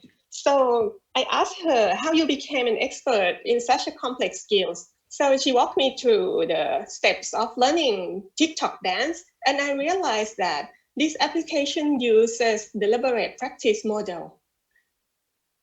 They break the dance into small chunks, show the slow motion version of the dance, and provide feedback. The feedback would be instantly received because they will dance in front of the camera, mimicking the dancer in the video, and they can copy the movement. And in some way, in some part of the apps, when you put your hands or your feet in the box, like you are in the correct posture, it will be ting, and you can go to the next level. So they break the dance into the minor steps, so many minor steps, and when you can achieve one level, you can go to the next level. So we adopted this idea and started to plan our clinical skills teaching online. I would like to show my friend's lesson, which is the online teaching of pediatric history taking and physical examination skills. The most important foundation is to plan the lesson based on deliberate practice model. We provide specific goals for medical students with clear objectives, which of course in the learning zone, because they've never been exposed to pediatric patients before. Yes, they have skills of history taking and physical examination in adult patients only. We use Moodle as a learning management system just because we have been using the Moodle for a long time in our institute. So any learning management system would do that. We upload the video clips showing the steps of pediatric history taking and physical examination, which break into small steps and stop the movement with the explanation. Then we let the student practice at home and came back for the online session using simple video conferencing system. And I would like to show another clip.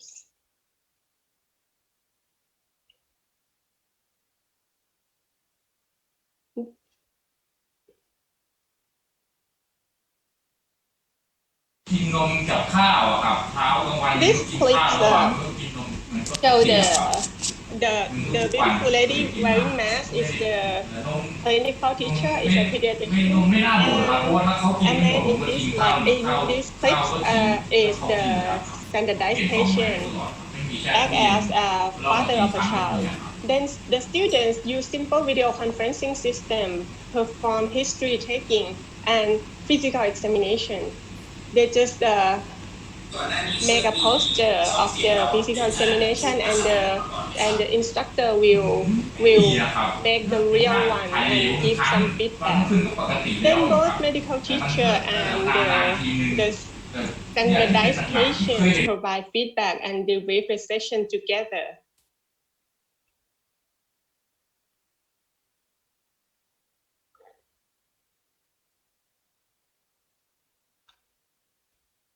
Medical students were very impressed by this lesson and say that they learn a lot even without traveling to the hospital. However, this is something that we quickly created and used in this special situation. If we have more time to plan and design the lesson and the curriculum, would be more efficient and effective using online platform to teach some clinical skills. In summary, clinical skills could be taught online, but as an educators, we have to design the lesson focused and based on the educational theory. In this case, we use deliberate practice model.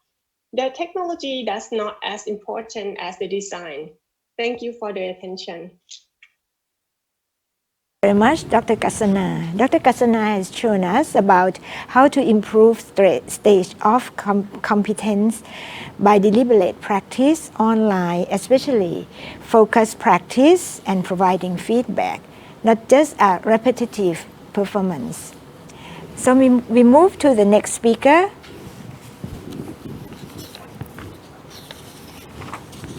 Next speaker, Dr. Tunyaprik Thawan Sawatrak. Dr. Tunyaprik is orthopedic surgeon.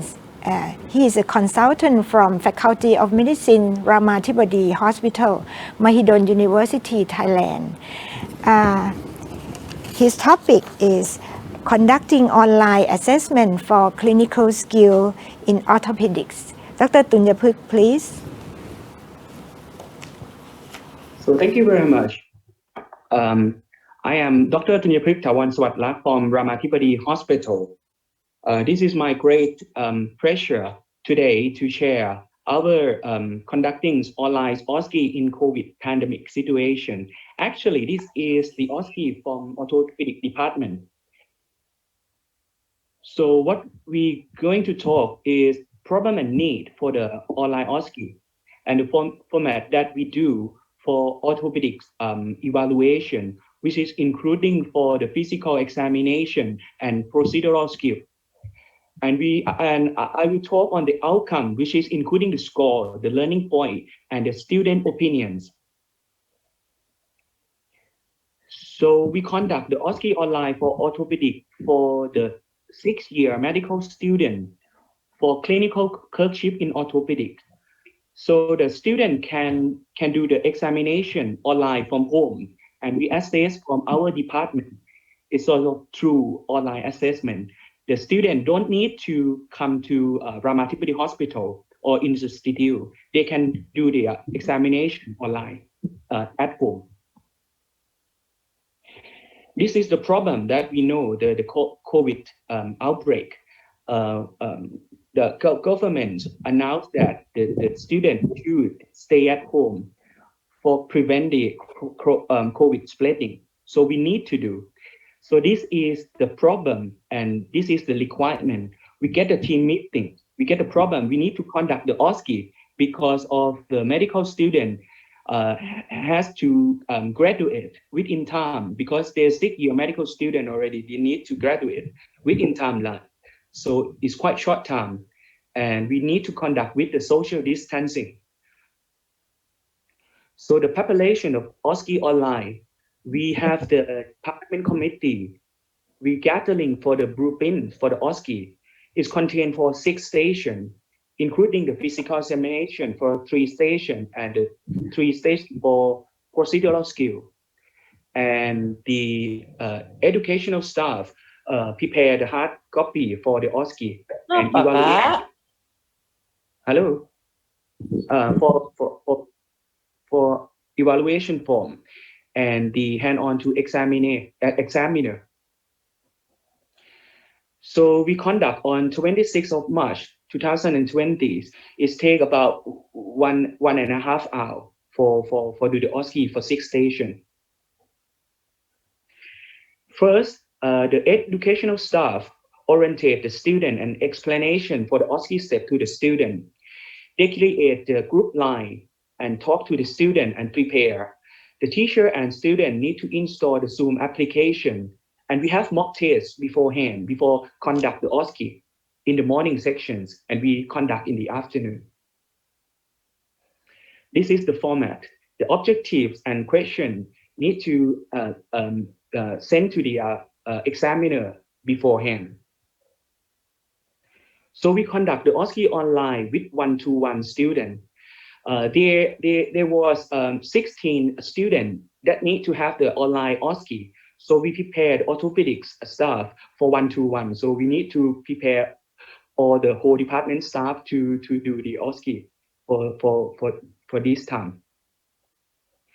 This is the example for the physical examination. We provide the instruction for students. This is for physical examination, and we provide the hard copy for assessment form to the staff that they can evaluate the student online. The procedural skill, we do the body splint. The student need to perform the body splint and show to the consultant, and the consultant can evaluate the procedural skill for the student and scoring and send to the educational staff. So this is the result. The score, actually, we don't do the research properly. Actually, this is just audit. We compare for the online method and the conventional method for the physical examination. For the physical examination, we see that there are no significant between score that conduct face-to-face and conduct the online. There are no significant difference. And also the procedural skill, we conduct the body splint and the score show quite similar. So overall, I think the conduct of the online and conventional should be similar. And we ask the opinion from students as well, because we need to do in very limited situations. And we would like to know that the way that we did is okay for students. We create the Google Forms divided in 3 parts that the student can have some opinion for self-preparation for the examination, the exam format, and the overall satisfaction. This is the form that the questionnaire that we do. So the self-preparation, we found that overall, I think the student know the format and know the step. The educational staff informed quite good, I think, more than 4 points. And the student have a period of time to prepare the online OSCE, and they know, and the score is more than 4, which is quite acceptable. Secondly, we do the exam format. I think the content, the students very happy. I think more than 4, and it is comprehensive. According to the objective, it's more than 4, and the environment is good, fairness is good, and acceptable for the result. They accept more the score more than 4. However, they're concerned for accuracy and transparency, because this OSCE is conducted from home. So some students say that it might not accurate and not transparent. So the overall evaluation compared, this is the historical comparison, the conventional OSCE that they did in the 5th year medical in orthopedic department.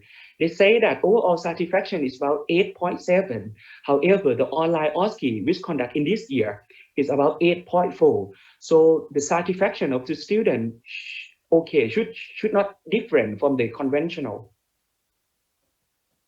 So the learning point that we learn from this OSCE online. So I think it's possible to conduct the online OSCE from home, but we need to put the huge effort. The staff to the student need to have 1-to-1 ratio. The effectiveness we concern, the comprehensive we concern, and we know about the patient perspective as well. So the basic step in the modeling of the OSCE, I try to compare between the OSCE online and also the conventional OSCE with face-to-face. There are 5 dimensions that I'm going to talk about with the determination of the OSCE team, the skill to be assessed, the objective marking, the recruitment and training standard patient and logistic of the examination process. We're gonna see this is the OSCE team. The examiner for the student is 1-to-1 for the online, and the staff need to organize, and we need the technology support. The timekeeper need to belong to the student. However, in the conventional, we can use the less examiner. The staff don't need the technology at all. The educational staff can provide this for the teacher. And the timekeeper is easy to control. The examiner don't need to concern about this. The skill assess in OSCE, we think we can assess just only simple tasks. We don't need it because we don't have the equipment used and less variety of skill that different from the conventional OSCE that we can assess the student for more complex tasks and provide the equipment and broad range of the skills. So it's quite limited. We have to accept. The objectives, marking, the online, we can do the quite clear instruction and the concise and focus and simple and clear for marks, which quite similar to the conventional. And the student don't concern for this.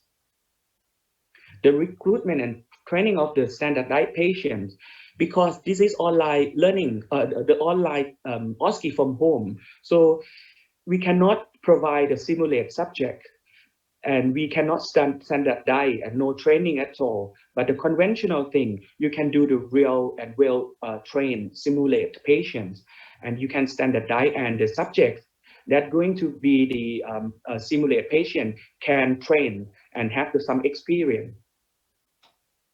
The logistic process of examination, the online, you need the technology. It is easy actually and cheap to conduct. But conventional is quite, you have to need the space, but then expensive to conduct. However, with the limitation in the COVID pandemics, the social distance can do in online, no COVID, but conventional is split COVID. So this is the policy from government. So we need to strict for that. This is the opinion from teacher, but the side from student, the student quite happy because they don't have any pressure at all, and they has less anxiety. And they agree that this is suitable for this situation. But the concern for the quality skill for assessment, less accuracy and transparency, there are no standard patient provide to the student home. So thank you very much for your attention. Thank you very much, Dr. Tunjapruk. Dr. Tunjapruk has shown us the alternative, how to conduct OSCE assessment from home and comparing the result with conventional OSCE in several aspects. Thank you very much. Let's move to the next speaker. For the next topic, we have two speakers. The first speaker is Professor Christina Tan.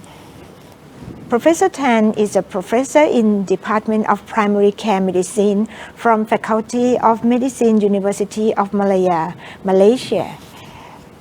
Professor Tan, and next is Professor Mary J.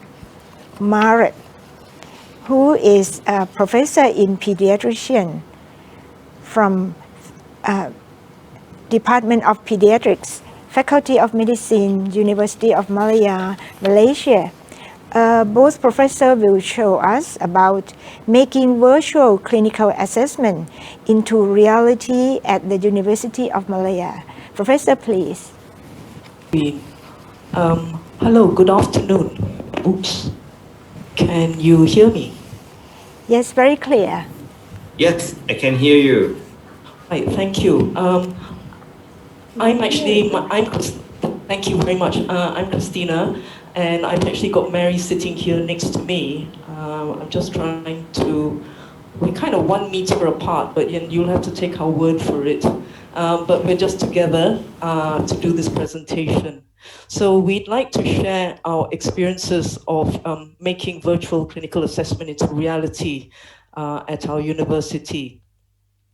And I think it's incredibly, well, it's astonishing that this 120 nanometer particle has managed to monopolize our attention worldwide for the past 6 to 8 months.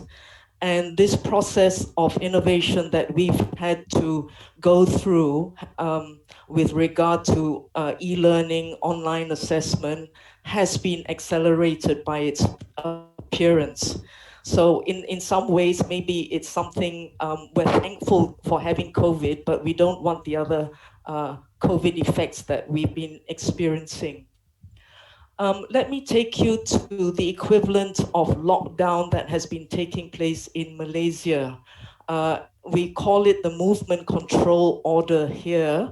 And for us, it started from the 18th of March. And it ran for 2 weeks initially, but then was extended and extended again. So the lockdown actually occurred for a period of 6 weeks in total until the 28th of April. And during this initial lockdown phase, there was strict lockdown. All teaching institutions were closed, whether they were schools or higher institutions of education. And therefore, teachers in these institutions had to migrate all their teaching to online platforms. We then had an extended period following the 28th of April, which lasted until the 9th of June. The government felt that it would be in our interest to extend the movement control order.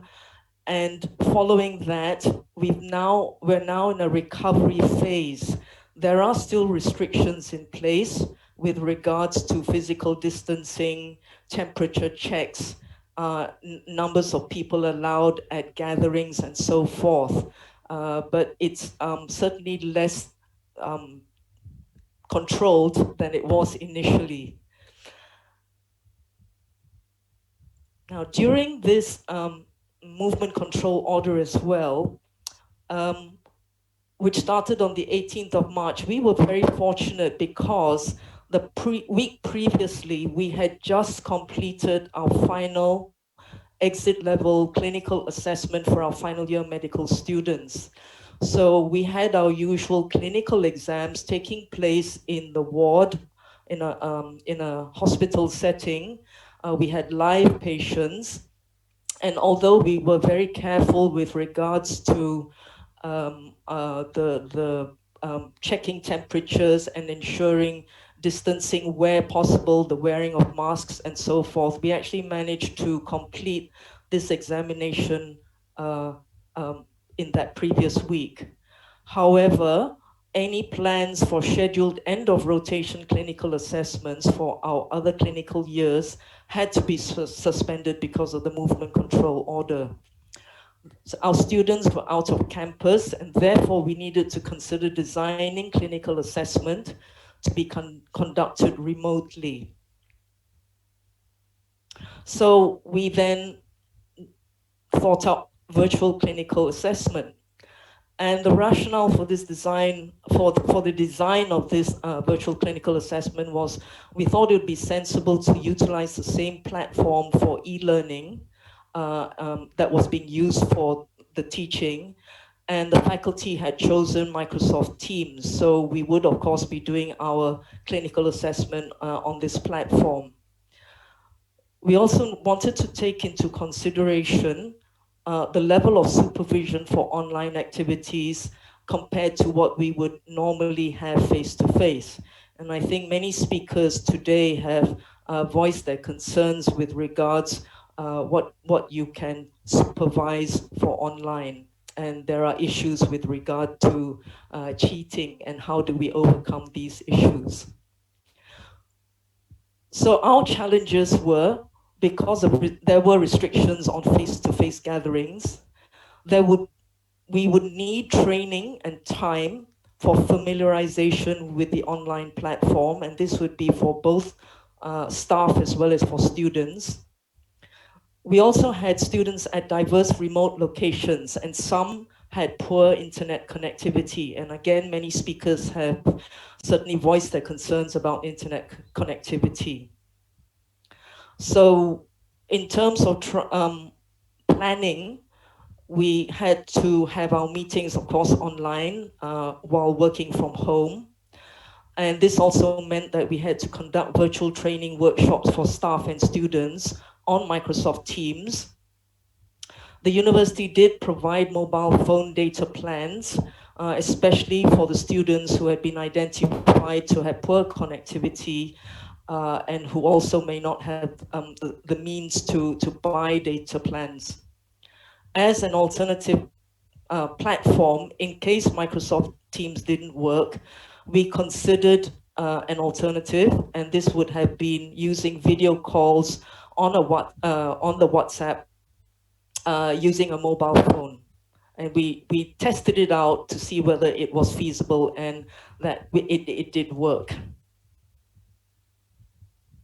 So what we actually did in terms of designing the virtual clinical assessment is we were very conscious of aligning the learning outcomes with the assessment. And we tried to pay attention to this. And we created, so we used this to create our template for virtual clinical cases. We also had an assessment mark sheet and rubric, and I'll come back to this point later. And we decided that the timing of each virtual clinical case would be 30 minutes.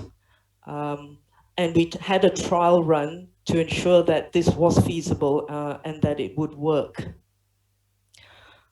With regards to the actual implementation, this virtual clinical assessment was going to be used for our 3rd and 4th year end of rotation exams, which were scheduled to take place at the end of April and the beginning of May this year. So to help ensure integrity of online examinations, we had multiple teams of examiners, and we had concurrent stations running with the same clinical scenario.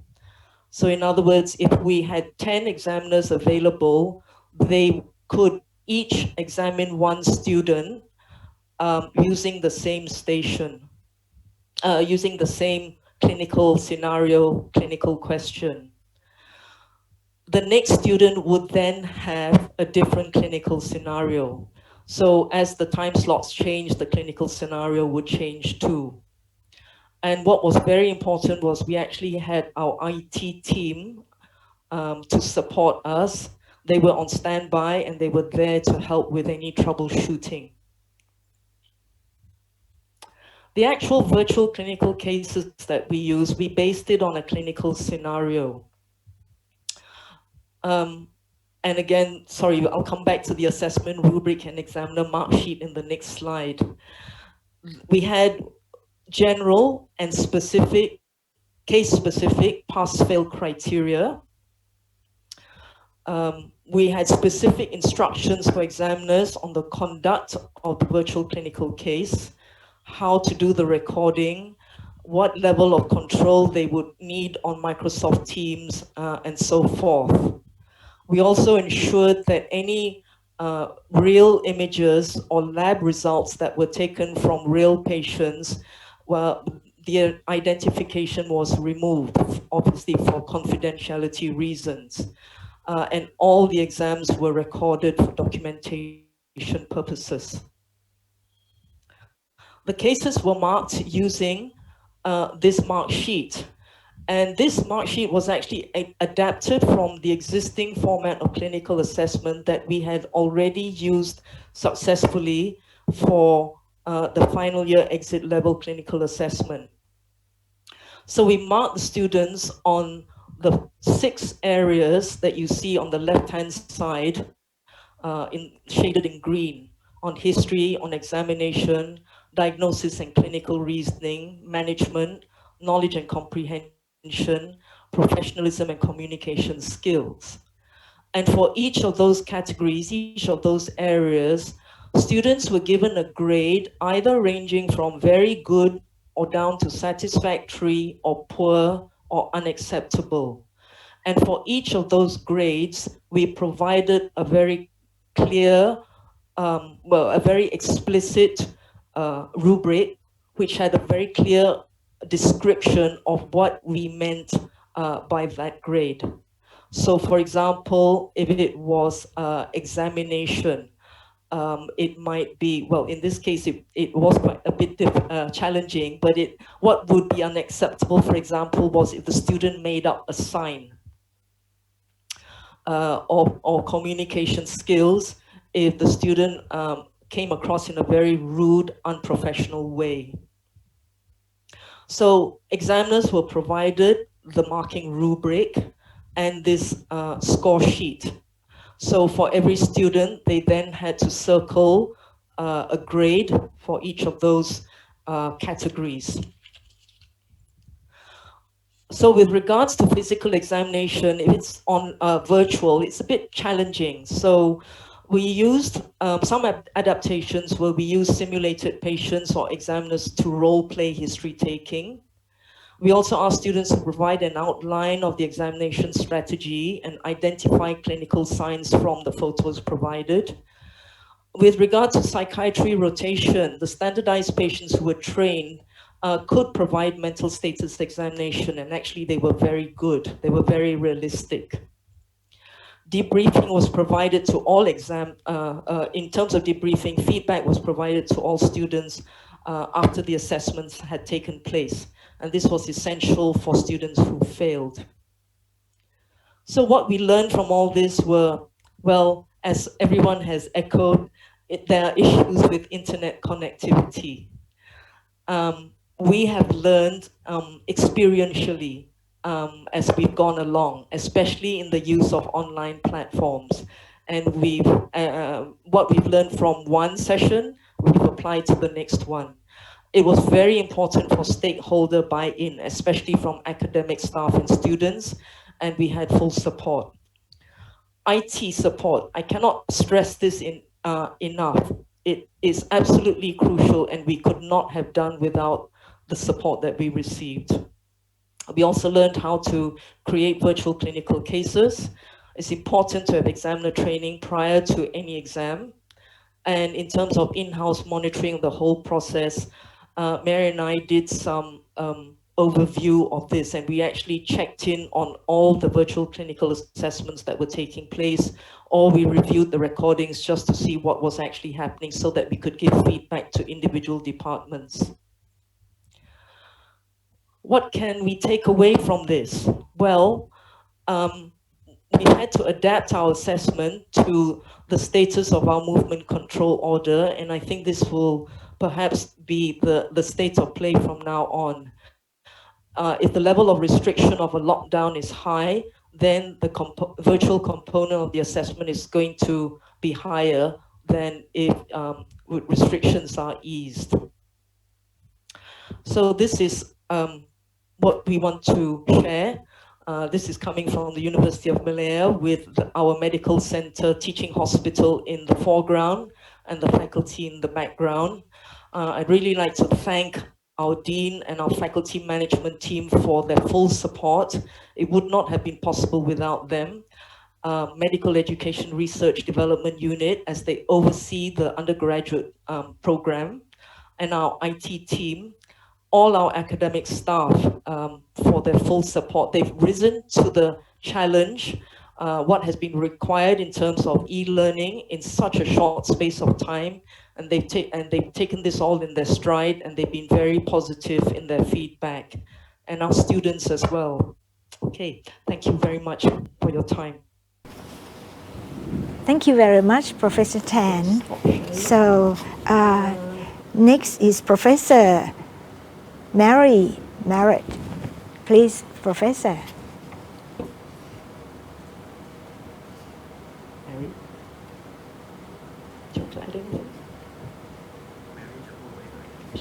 she's invited you to.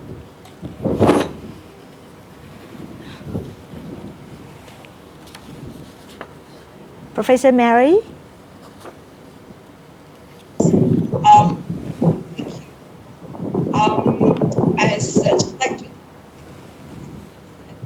It was very daunting and challenging when we were actually in this sort of task by the faculty to make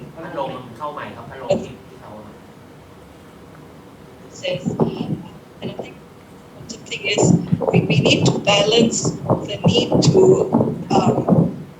provide provide a good clinical assessment to assess our students, and at the same time, assessing risk to all the people concerned, students, staff, and so on. So this is when we kind of actually try to realistic with actual patients, simulated patients, when vulnerable patients, for example, like pediatric patients.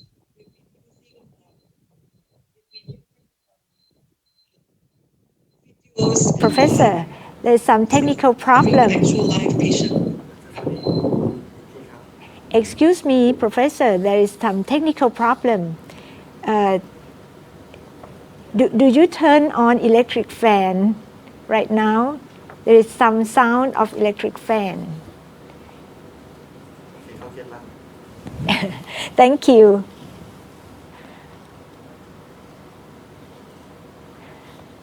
So please start speaking again, please. Okay. So what we learned was that we need to balance the need to provide an adequate examination of the student skills, while at the same time we need to protect all the stakeholders, patients, students, as well as staff.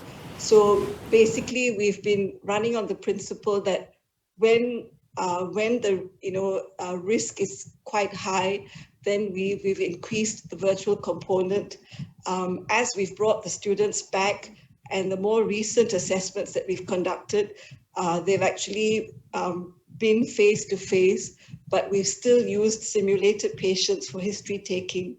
And then for pediatrics, which I'm in charge of, we've used videos instead of the live patients, because the pediatric patients are more vulnerable population. Thank you.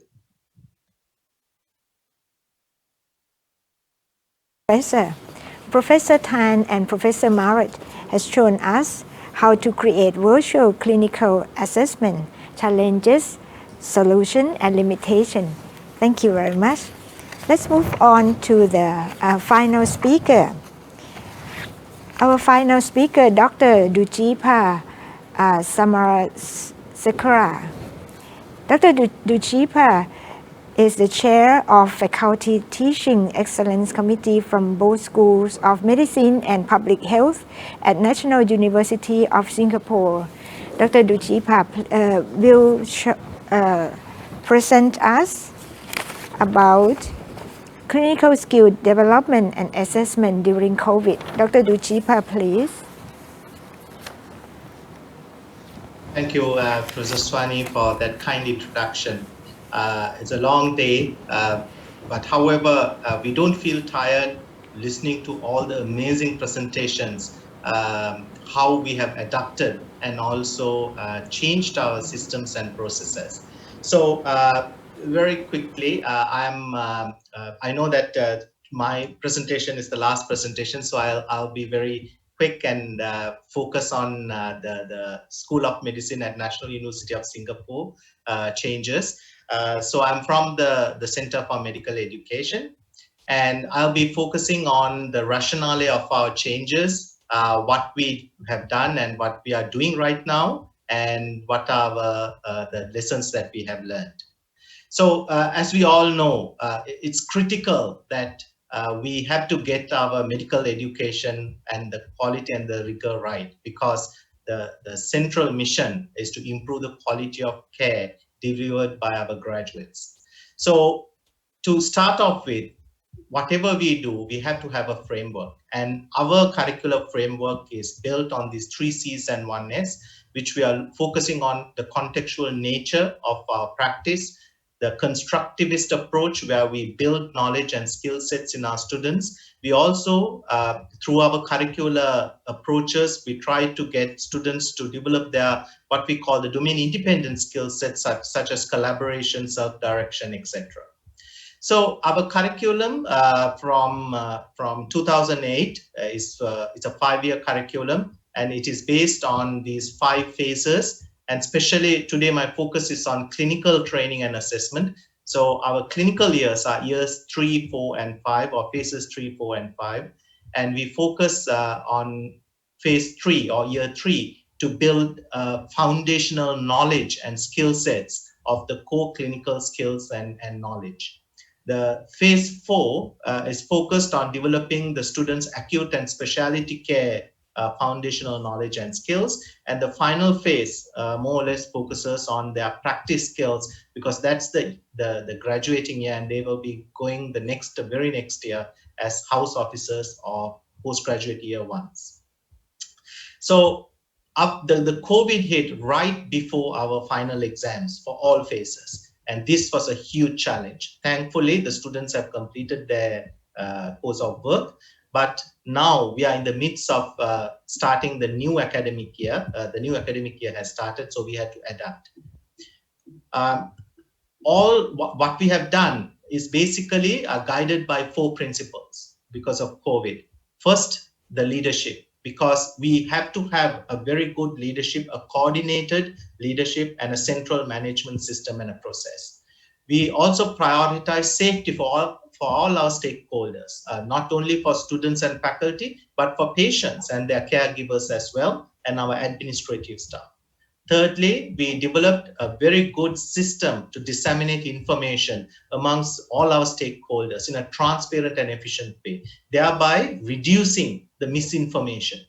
And fourthly, we maintain the rigor and quality of training despite COVID by use of technology and other means. So most of these changes we have published actually in Academic Medicine and made it published and Medical Teacher. If you want to get a little bit more in-depth understanding, you're most welcome to email us, or we can also, you can go to the sites itself and check these articles out. Well, our focus for the changes basically focused on the online learning, blended with safe face-to-face teaching and learning. Computerized adaptive learning, that's for example like serious gaming, and then of course the online and remote testing. As I shared with you earlier, our clinical postings, we changed our, for example, a 10-week posting, we adapted and changed to this format.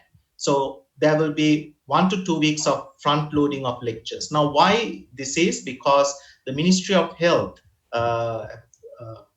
put out guidelines that when students move from one clinical posting to another clinical posting, there needs to be a 2 weeks washout. So this 2 weeks washout period, to incorporate this 2 weeks washout period, we have these front loading lectures. And I'm going to share what we did during these front loading lectures.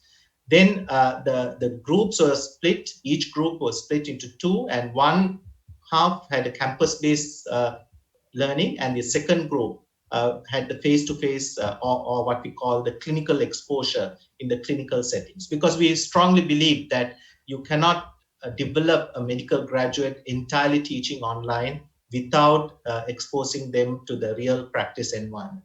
This is also in a way to build their resilience, because they will be the ones who will be taking looking after the COVID patients and the others in the wards once they graduate. So we need to build their resilience. We need to slowly expose them to the clinical learning environment in a safe and an effective way. So this is why we decided that we will adapt this newer approach in designing the compressed curriculum. We call this the compressed curriculum. And also the alternating clinical training was basically to adhere to the COVID-19 guidelines given by the Ministry of Health in Singapore, so that the wards are not overcrowded by students and postgraduate trainees. The content delivery was done mainly through online mode. So either we use the flipped classroom model, or even the lecture, even if it's a lecture, we specifically wanted the persons delivering the lecture to have that didactic component interposed with interactivity. If it is 1 hour, we wanted them to break it into more interactivity in between. Then we use the flipped classroom model most of the time. So for the campus-based learning as well. So before class, they do something, and then as a group they will do. And once they come to the class, there's group activity with safe distancing. And after class, there's a follow-up. We also leveraged heavily on our virtual learning platforms. Thankfully, we have been, the school have been investing in this. The National University of Singapore, on the whole, we have been investing in virtual reality and augmented reality. And I think tomorrow you are going to hear our Vice Provost for Education and Technology sharing the university efforts. So thankfully, all these came in handy for our training of our students. We also, same way, our online resources like the PathWeb, etc., were put to maximum use. I think earlier, our Vice Dean, Prof. Lau, shared with how the online, sometimes the campus-based online teaching was done. So this is a clear example of an online web-based patient consult where the students join through Zoom and the clinician or the consultant actually consults, and then this is a teaching round, teaches the students, and students can ask questions and also engage with the patient and the consultant. Well, what about assessments? So this is a very important component because we do know that assessment drives students' learning behaviors. And because of that, we had to actually adapt very rapidly. So what did we do for the written exams, written clinical exams, things like MCQs and EQs? Well, written exams for School of Medicine at National University of Singapore always were done online and on campus. The change was changing from campus to at home with remote proctoring. So what we did was to facilitate this. The students took the exam at home in their own home. We had guidelines, and the exam paper was broken up into smaller sections so that it can facilitate the students having a small break, going to the toilet, or taking a small break to have a glass of water, etc. So to facilitate that. And then the entire exam was proctored. For 15 students were observed by 2 proctors, and the proctors also had a separate communication through Microsoft Teams to see whether things are going well or if they are suspecting any student having some unprofessional behaviors. And also there was continuous technology support by the education team. There was one central invigilator for the whole exam to provide oversight. And all these sessions were recorded for later analysis if necessary. For the clinical exams, we used hybrid simulation and moved away from the real patient cases. The students were students were separated into groups, or we call the student bubbles, so that they will not cross-contaminate each other. All precautions such as temperature taking, reporting of upper respiratory tract infections, they've all taken. And then the examiners will also use Zoom to evaluate them. So no cross-contamination of 2 faculty from different hospital clusters. They did not come together to examine when examining. And again, all the sessions were recorded for later analysis for if necessary. So what were some of the challenges that we faced? First of all, by not focusing on real patients, we had to change the stations to standardized patients, simulators and task trainers. So we had to develop an entire blueprint. Blueprint had to be changed because some of the cases and conditions are not suitable for this hybrid simulation. So new cases had to be written up in a very short time, reviewed, validated for the stations. We had to retrain the examiners, especially to retrain them and to standardize when using remote examining and remote marking. We also had to take measures to put in place at post hoc exam statistics to assess if there were any detrimental effects of these changes and comparing with the past data and the past cohort performances, etc. So one of the main concerns was cheating because at NUS, not in the medical school, but in another faculty, there was widespread cheating, and this was reported widely in the press. So we were very concerned and we took measures to prevent this.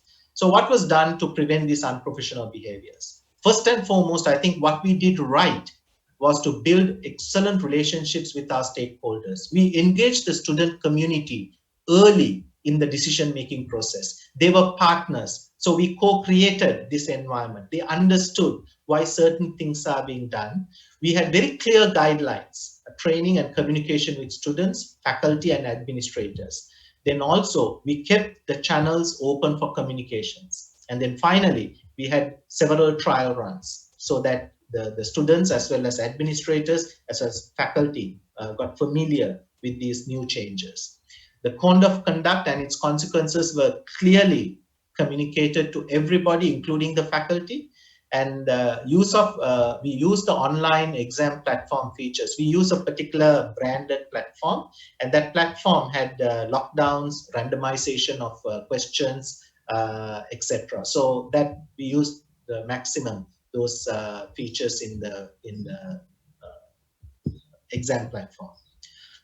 Further, as I shared, we developed and tested our own system. So we tried to hack our own system. So security systems were checked and also used identity scanning, progressive release of exam passwords, Zoom-based proctoring, all these were done. And then the most important thing is that we also focused a lot on the post-hoc analysis of exam results. As I shared earlier, we compared and correlated with past performances. We did an outlier analysis and we compared whether these outliers, whether it's different or whether suddenly someone performing mid-range or poorly in the continuous assessment, suddenly the exam is performing very well. So we looked at those data, vice versa. And also we did some special analysis where the proctors reported zooming of their eyes away from the screen and other areas. So those were identified, and then we had a special look at those students, their exam results, whether they were out of the ordinary. So these were done to prevent unprofessional behaviors. So what are the lessons that we have learned? First of all, we found no evidence of cheating at NUS Medicine. All the exam results and the post-hoc analysis more or less conform to the previous cohort's performance.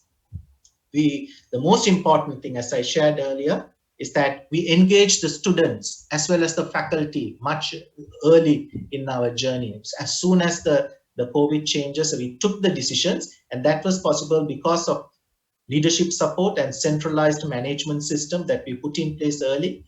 So we managed to co-create changes with our stakeholders. Clear communication, transparency, provision of guidelines, very clear guidelines for students, faculty, and administrative staff, and of course, running trials. And of course, the last is that, as other presenters also shared, we were flexible and we were quick to adapt. Well, what are some of the good things that we saw? First of all, it was tremendous to see more teamwork. The usual incident rate of grumbling of faculty and students decreased. There was greater responsibility and accountability. We saw many faculty, administrators willing to make decisions, shoulder consequences of their decisions, and many worked hundreds of extra hours without complaints or asking for extra remuneration or rewards. There was greater compassion and empathy towards people around them. Very often, I also heard another presenter sharing this, asking the other team members, are you okay? Do you need help? Can I help you? How are you coping, etc. So we saw that greater empathy and compassion towards the fellow faculty members and fellow administrators. I think the driving force here was the sense of duty. Right? We had to provide the entire nation with a graduating cohort so that they could join the health services and serve. So we had to continue, even though that COVID pandemic has hit us, we had to continue to ensure that there's a continuity of the health service. So I think this was the sense of duty that drove most of our faculty, administrators, and even students to adapt. The students were willing to adapt, and they were also flexible. There was willingness to work with the administrative team to adapt to many changes that we put across in a very limited time.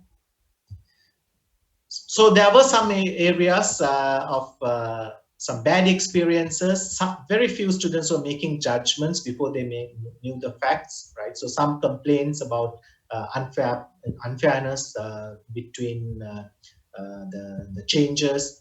We also had briefings arranged for trial runs. We also gradually with all these changes, and I think the communication channel being quite good and transparent and rapid, we saw a gradual decrease in complaints after the trial runs. There was also a rising concern of unprofessional conduct via social media. They started posting all things on social media, which is available to could access outside their cohort. So we actually had a very good discussion with the students, and then we saw rapidly their own students actually responding and negating those effects. So these were some of the things, and also, of course, a few faculty were unwilling to adapt and to do more work. So we kind of let them be, and we worked with the ones who, majority of faculty and administrators who are working more than what they're supposed to do. Well, I think one of the other key success factors is faculty development. So also we had online training, the webinars. We had webinars, we have research sessions, meetings, sharing what was done. We conducted many workshops to skill them and to develop new skill sets to handle all the online different platforms. And of course, we also used our own Senate Scholar portal in the center to run our normal day-to-day work, as well as faculty development workshop. So this is also a repository if you want to visit, and there are a lot of information and material available that you can download, and then you can also look at some of the things that we have done. So in summary, I feel that NUS Medicine adapted well based on best evidence learning practices. Our success was due to the leadership support, rapid, transparent, and efficient communication assisted to develop trust, build trust with both the faculty, students, administration, lead to enhanced collaboration, and also the universities and the medical schools push towards digitalization help a lot. And we are looking forward to the new normal. With that, I want to thank all of you, and I think we can take some questions at the very end. Thank you very much. Over to you, Prof. Swani. Thank you very much, Dujipa. It's very interesting, especially how to prevent unprofessional behaviors. Now we come to the end. I have one question for all speakers. We have found some limitation of development and assessment of clinical skills. Even though we have listened to about maximization of clinical skills and assessment, I would like to ask that what is your opinion about quality of graduates during COVID crisis, and how should we cope with this quality of the students? So I would like to ask for the opinion of Dr. Muktiarti, please.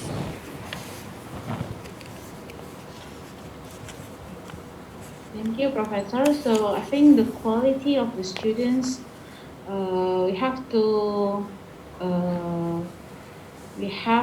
make them have the same quality with the other students before the pandemic. So for our students for the last year students, I think they already have the good foundations, and I think the quality is not so different with their other friends who already passing the school without any pandemic. Within this student who still struggling with the pandemic era, so I think we have to make adaptations and modification through their learning process. So they have the same quality with the other students who came not from the pandemic era. So as what we did, what we do in our university, we modify the schedule and so on, and then we modify the learning process so they still can have the same quality with the other peers. Maybe that's it. Thank you.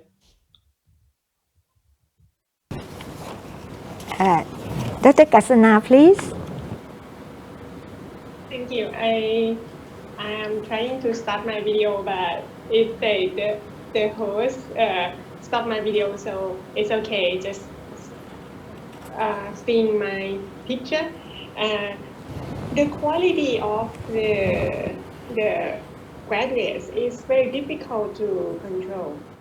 I think because of we heard that during the pandemic, we heard that in many centers they have to stop and let all students graduate and go to work right away. So in that situation, it's very difficult to control the quality. Apart from the quality, I think the stress level of the graduates at that moment needs to be, we have to give attention to the stress of them as well.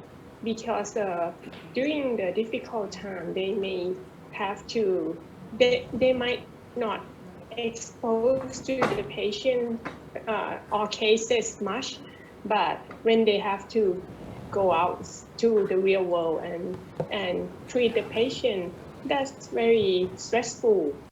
So in my opinion, it's difficult, but we have to try to calibrate and make the same quality with online teaching and online assessment. I think it's difficult for all of us, but we can cope if we have time. Thank you. Kasana. Dr. Tunyaprit, please. Hello, thank you. In Ramatipuri Hospital, this is from my point of view, I think it's not possible to get the student get the same standard. I think we have to accept for the limitation, but we put all our effort in our faculty to get the minimum requirements for the graduate to go to work in the remote area. But one thing that I need to emphasize, you need the follow-up. This student, we have the committee to follow up during the intern period. I think this need to be done. I think all the country or the regions, if you get some problem for endemic area, you don't need to finish training here, but we can follow up these graduate when they work for the first year. And if we get the committee to visit site that they work, and we can assess, I think we need to think about this as well. It's not possible to get the standard at this period. I think this is a limitation, but we can do better. Yeah. Thank you. Thank you. Next, Professor Tan, please. Yeah, I'm speaking on behalf of both of us. I think that fortunately for us, for our graduating batch, we were not so affected because they actually had the usual training experience pre-pandemic. But for the subsequent cohorts of students who've had to have some suspension of their clinical training, and now they've actually had to come to the wards in smaller groups at staggered times to prevent overcrowding. This is a little bit of a challenge. One of the things that we're trying to do to address this is to pay special attention to actually the students who have difficulties. We started doing this specifically more in the pediatric posting, which I'm involved in, and it's something that we're trying to kind of sell to our other colleagues in other departments as well, where we have the main teachers who are teaching the groups, and then if they identify that there are actually students who are weaker, who are having difficulties, then we have actually senior staff to engage directly with those students and provide them extra assistance, which sometimes is difficult to offer in the context of a regular ward round, because those students may need a little bit more engagement. But whereas maybe the main group of students may not need that much time. So it's trying to kind of think of new ways or creative ways in trying to maximize and actually maybe providing a little bit more assistance to the students who have more difficulties. I think that's one strategy. Thank you, Professor. Dr. Dujipa, please.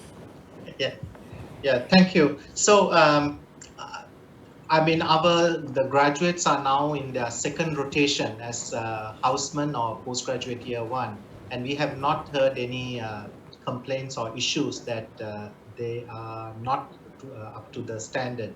However, as I think Prof. Christina mentioned earlier, our graduates have already trained. I mean, it was only the exam that got affected.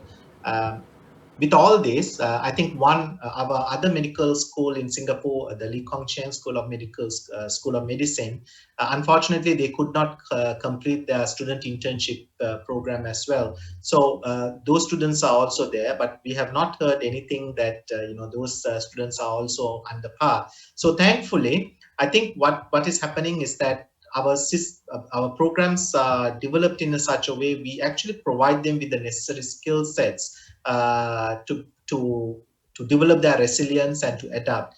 The Ministry of Health here has put a new program called onboarding. So all the graduates, they will have very closer monitoring before they are taken in as interns, house officers. So this onboarding program, a 1 week or 2 weeks program, they actually keep a close eye on the students, the graduates, whether there are any issues or challenges, and anyone who finds that it's difficult to perform will be specially given remediation. So I don't think that we up to now have faced any difficulty or challenges, but just like at University of Malaya, I think what we are doing is that we are focusing a lot on their well-being, and our student affairs is taking care of that. They're looking at how well they're coping with all the changes, working from home and this hybrid model. So I think those are important things, and that psychosocial well-being, I feel, can have an impact on their performance. So I think all of us must put some effort and focus on developing our students' resilience and also looking after them and keeping an eye and monitoring them so that they will not fall through the gaps. Yeah, thank you. Sorry, I have another question that I think Professor Nurul Hidayati has asked me about the consequences for unprofessional behavior. So I think we were very clear. If the students are unprofessional, or if you find even faculty unprofessional during this COVID period using online assessments, etc., there's no excuse, right? We would expel them, whether they are students or faculty. So it was very clear, and the guidelines were very clear. And the university also, I shared earlier that there was actually not widespread. There were 2 incidents in another faculty that happened as there was cheating, which was picked up by the national press. So they were also dealt with swiftly and also according to the university guidelines. However, I think in the new normal, what we are looking to is basically looking at our assessment systems and processes. Right now, most of our assessments are at the very end. It's high stake. And we expect students to go into these high stake exams and to perform. So the stakes are very high for their future residence selection, etc. So what we are trying to do is to co-create this assessment system with the students and the faculty so that we can actually avoid these high stakes exams in the future.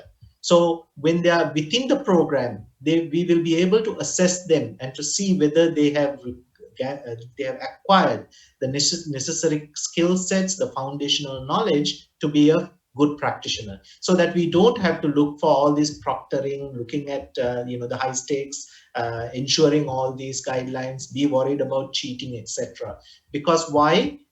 One day they are a student, and the very next day after the exam, they are actually looking after our patients. So therefore, we also want to mirror that in the training as well as the assessment system. So hopefully in the new future, in the future, with the new normal, we will be able to change our assessments and the practices as well. Thank you. Congratulations to our speaker. Thank you very much to our speaker. And I would like to return the stage to Professor Warapong, please. Hi, it's been a full day of knowledge and experiences that we learn from each other. And I would like to take this opportunity to thank Professor Suwani for being a chair of these sessions. And I would like to thank all of the speakers who sharing the knowledge for us. So I would like to remind all of you again, don't forget to join us tomorrow starting at 9. And tomorrow we will have representatives from the China Medical Consortium that will sharing with us at tomorrow conference. So goodbye for today and see you again for tomorrow. Thank you very much.